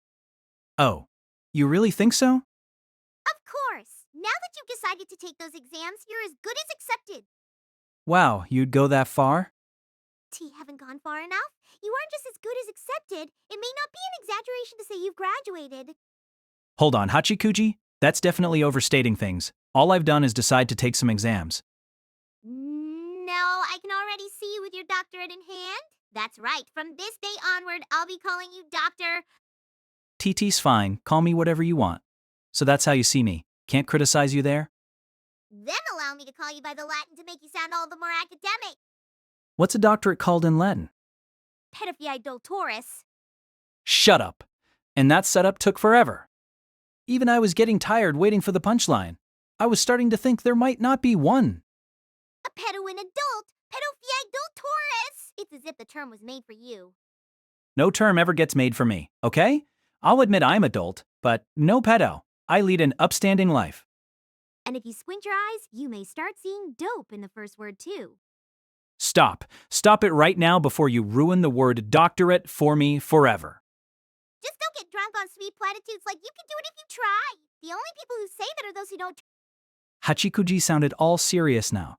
Big words coming from someone who'd never studied before. Gosh, you think you can get away with saying anything? What a fresh brat. I'm starting to want to punish you. What a fresh boob. I'm starting to want to punish you. You sometimes say the lewdest things. That's not what I said. Hot shot! You came up with a line that sounds so lewd if we just replaced brat with boob. What line wouldn't sound lewd if you replaced a key word with boob? What a conversation. We were saying things based on momentum alone. But yes, you're right. I'm gonna need to hang in there. Yes. Go hang yourself in your room. I'm not gonna. But you know, thanks to my excellent tutors, I think I'm good. They'd never allow me to slack off. I'm going to be studying day in and day out, whether I want to or not. Actually, I'm unstoppable with the best and 7th best students in my year on my side. Good. How forward of you. She thought that meant positive or optimistic, didn't she? But Mr. Araragi, will things really go so smoothly? Those two ladies, however renowned, are taking on the absolute worst student in their year. I've never scored last. Thank you. I actually did pretty well this time around. You need to listen to what I say. To your boasts? I don't think so. You're only interesting when you air your misfortunes. Explore that subject a little further, will you? Why should I bully myself like that? Then allow Mayoi Hachikuji, as unqualified as she is, to speak on your behalf. It's time for Mr. Aragi's proud tales of misfortune. Everything came up smelling like roses, but Mr. Aragi was allergic to them. Stop making up sad stories about me. I like roses. They smell great. And I'm fine with pollens as far as I know. His selling point is that when things seem to be going well for him, they're actually not when he stops to think about it. That's not me. Stop giving me weird character traits that will make me think twice whatever I do. Mr. Aragi's Proud Tales of Misfortune Part 2. You even have a part 2? Did the first one become a top-grossing Hollywood hit or something? Mr. Araragi felt his tummy grumbling in the middle of the night, so he decided to make some instant noodles. But despite being billed as instant, they were surprisingly hard to make. D-damn. I want to shoot you down, but that's actually happened to me more than once. A rare example of the sequel being the real masterpiece. Teats, Friday the 13th for Koyomi Araragi, now and forever! That really makes me want to give up. Still the best and the 7th best in your year, huh? Miss Hanakawa, I met the other day. The lady with the braids, correct? Yeah. Now that you mention it, I guess you know both of them. And Miss Senjogahara is your girlfriend? Yep. Hachikuji folded her arms with a troubled expression. She seemed to be thinking about something, a look that didn't suit her. What? Got something to say about that? No, simply that the normal choice between the two would be Miss Hanakawa. It struck me as odd that you chose Miss Senjogahara instead. Odd. How was I supposed to answer that one? Why was she wondering? I think both of them are pretty, but their personalities are like day and night. Miss Hanakawa is like a kind older sister, while Miss Senjogahara is, well, malice person-eyed. Well, I don't think Senjogahara would want to hear that coming from you. Then again, Senjogahara had said some awful things to Hachikuji, so it made sense. In comparison, Hanakawa had been kind to Hachikuji. She was kind and stern, just like an older sister should be. The choice might have seemed odd to a child. You see, I don't see Hanakawa in that way. She's someone I'm indebted to. I can't go into details, though. Hanakawa would probably turn me down anyway. And Senjogahara's personality is part of the reason why yeah, it was hard to finish that sentence. I trailed off and left it at that. TC, how ironic, Ian. What do you mean? You don't understand? Then let me put it another way. How ionic? That makes even less sense to me. Well, you're the type to pursue Linden quiz nanai roams. You must have odd taste in the opposite sex. Don't you think that reference needs to be explained? This one was really obscure, okay? A while back there was this dating sim quiz arcade game that Capcom developed called Quiz Nanairo Dreams, The Miracle of Rainbow Village, where you answered trivia questions and got to become friends with 7 featured female characters. You raised their impression of you over half a year before finally defeating the resurrected Demon King at the end to live happily ever after with your favorite girl. Only along the way, there is this character named Lint, one of the Demon King's flunkies who gets in your way, and though she happens to be a girl, you sadly can't end up with her no matter what tricks and techniques you may try. There's no telling how many 100-yen coins disappeared into those machines in search of a happy end with her. As a note, there was a proper route for Lint in the home release of the game, perhaps due to player demand. Okay, commentary over. Very impressive of you to know Mr. Araragi. Oh, it's nothing. Hey, don't bring up references that require this much explanation in the first place. Even Bikariman was better. I think I'm the first person to go on about Quiz Nanairo Dreams since we entered the 21st century. But if we continue to wage a low-key grassroots campaign, they might create a remix someday. Too low-key. But if you say you prefer Miss Senjogahara, that must be how it is. To each his score. To each his own, yes? Incidentally, you told me the other day about a vampiress who went and turned you into a mockery of a human of a mockery of a vampire. Oh, what was she called now? Miss Shinobu Oshino? Huh? Oh. I did tell her. I guess on Mother's Day, when we first met. A child of about 8 with blonde hair and a helmet with goggles on top? I believe you said. Yeah. What about her? I've never been introduced to her, so I have no way of saying for sure, but I spotted your Miss Shinobu yesterday. What? Shinobu? Hachikuji had seen her? Was this shabby older dude near her, visibly frivolous, and in a tacky psychedelic Hawaiian shirt that no self-respecting person would wear nowadays?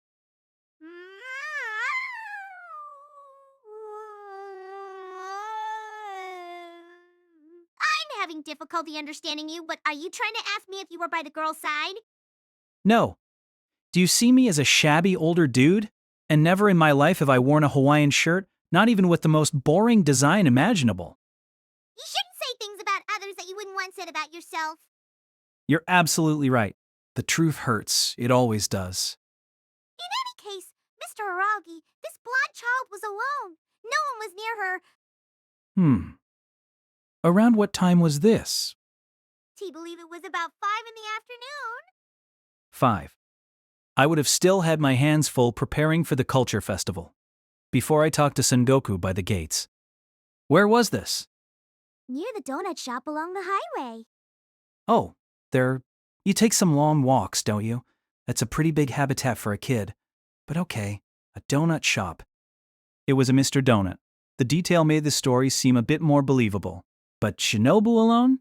Could that really have happened? Of course. We were in a boring town, in the middle of nowhere. Japan. You rarely saw anyone with their hair dyed brown, so a blonde.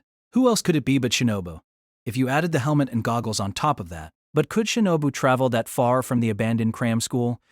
I'd convinced myself for no real reason that Shinobu couldn't leave.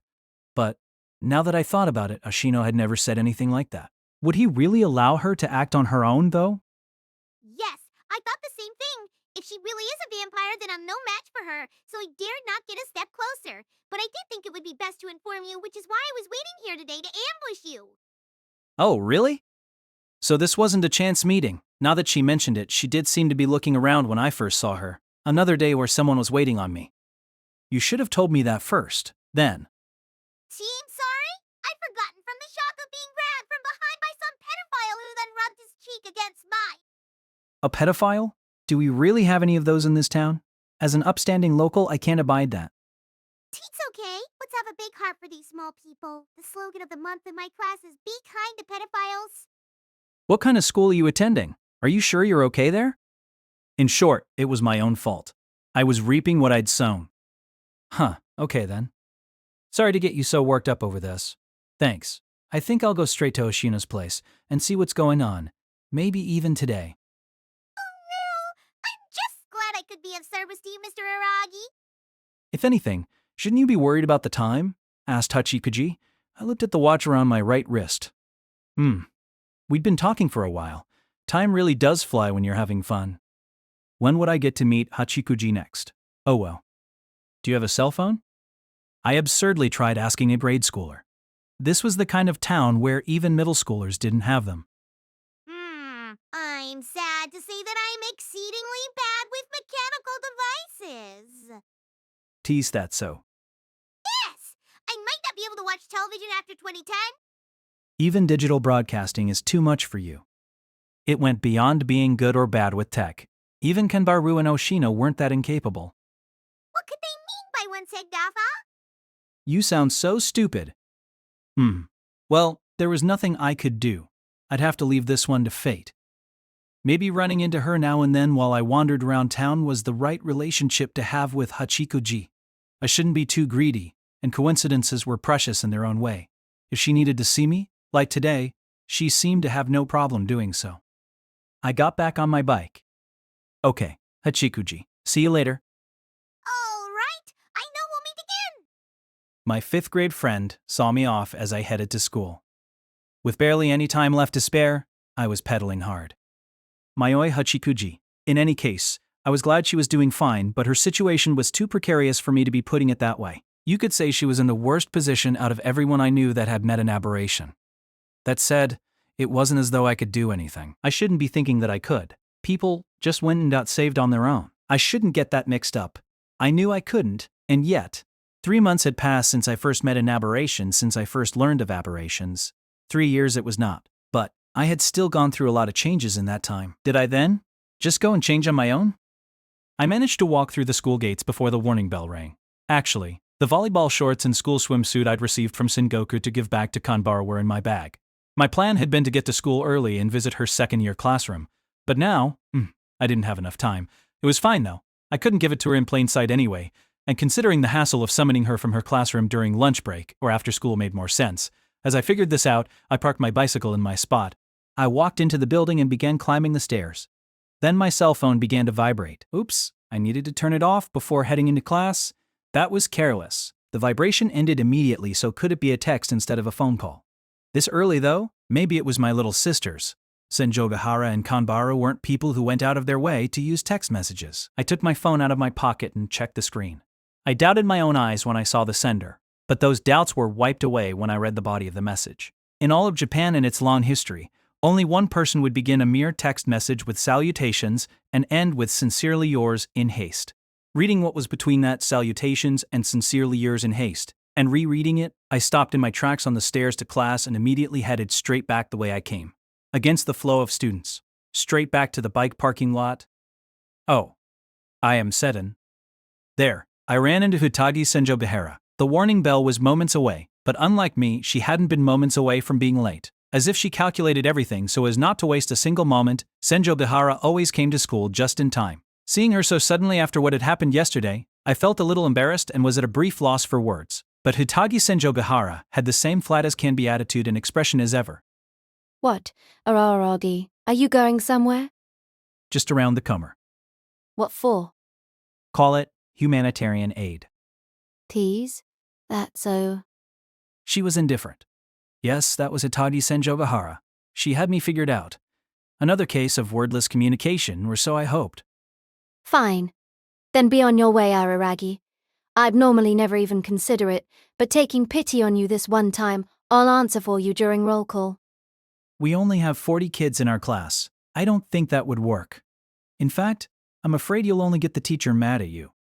Don't worry, I can do this. I'll be sure to imitate your voice. I have an excellent VA playing my role. Voice actress? Is this world an anime? Is not going to let Kanbaru meet an unfortunate fate at anyone's hands. Even if those hands are yours.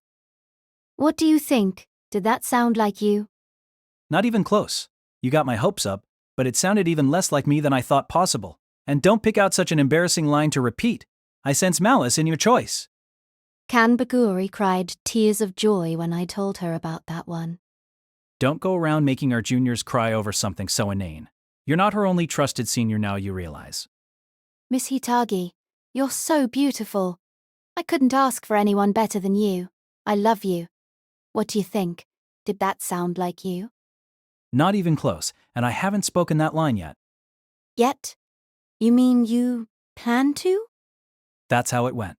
I had nothing resembling the time to be having such a stupid conversation, but I still thanked Senjogahara for calming my rattled nerves before running onto the bike lot even faster than before.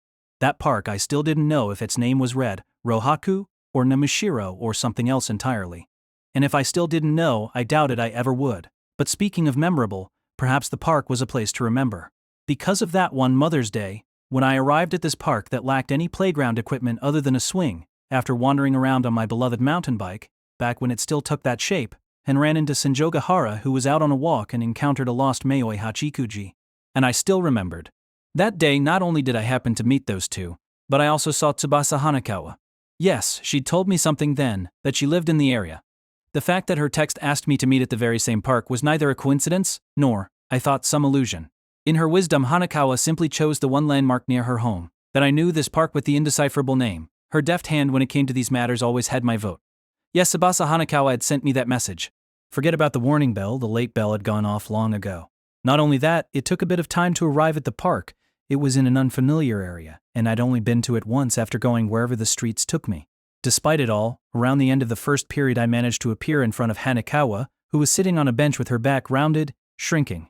Her appearance gave off a very different impression than usual. It was extreme even for a makeover. Her light long-sleeve sweater almost seemed to conceal her upper body and had noticeably long arms. The pants that protruded from below it were also baggy. They were pink, a gaudy color to wear for just stepping outside, and instead of the school-specified plain white socks and shoes that she customarily stuck to, she now opted for the more carefree bare feet and sandals.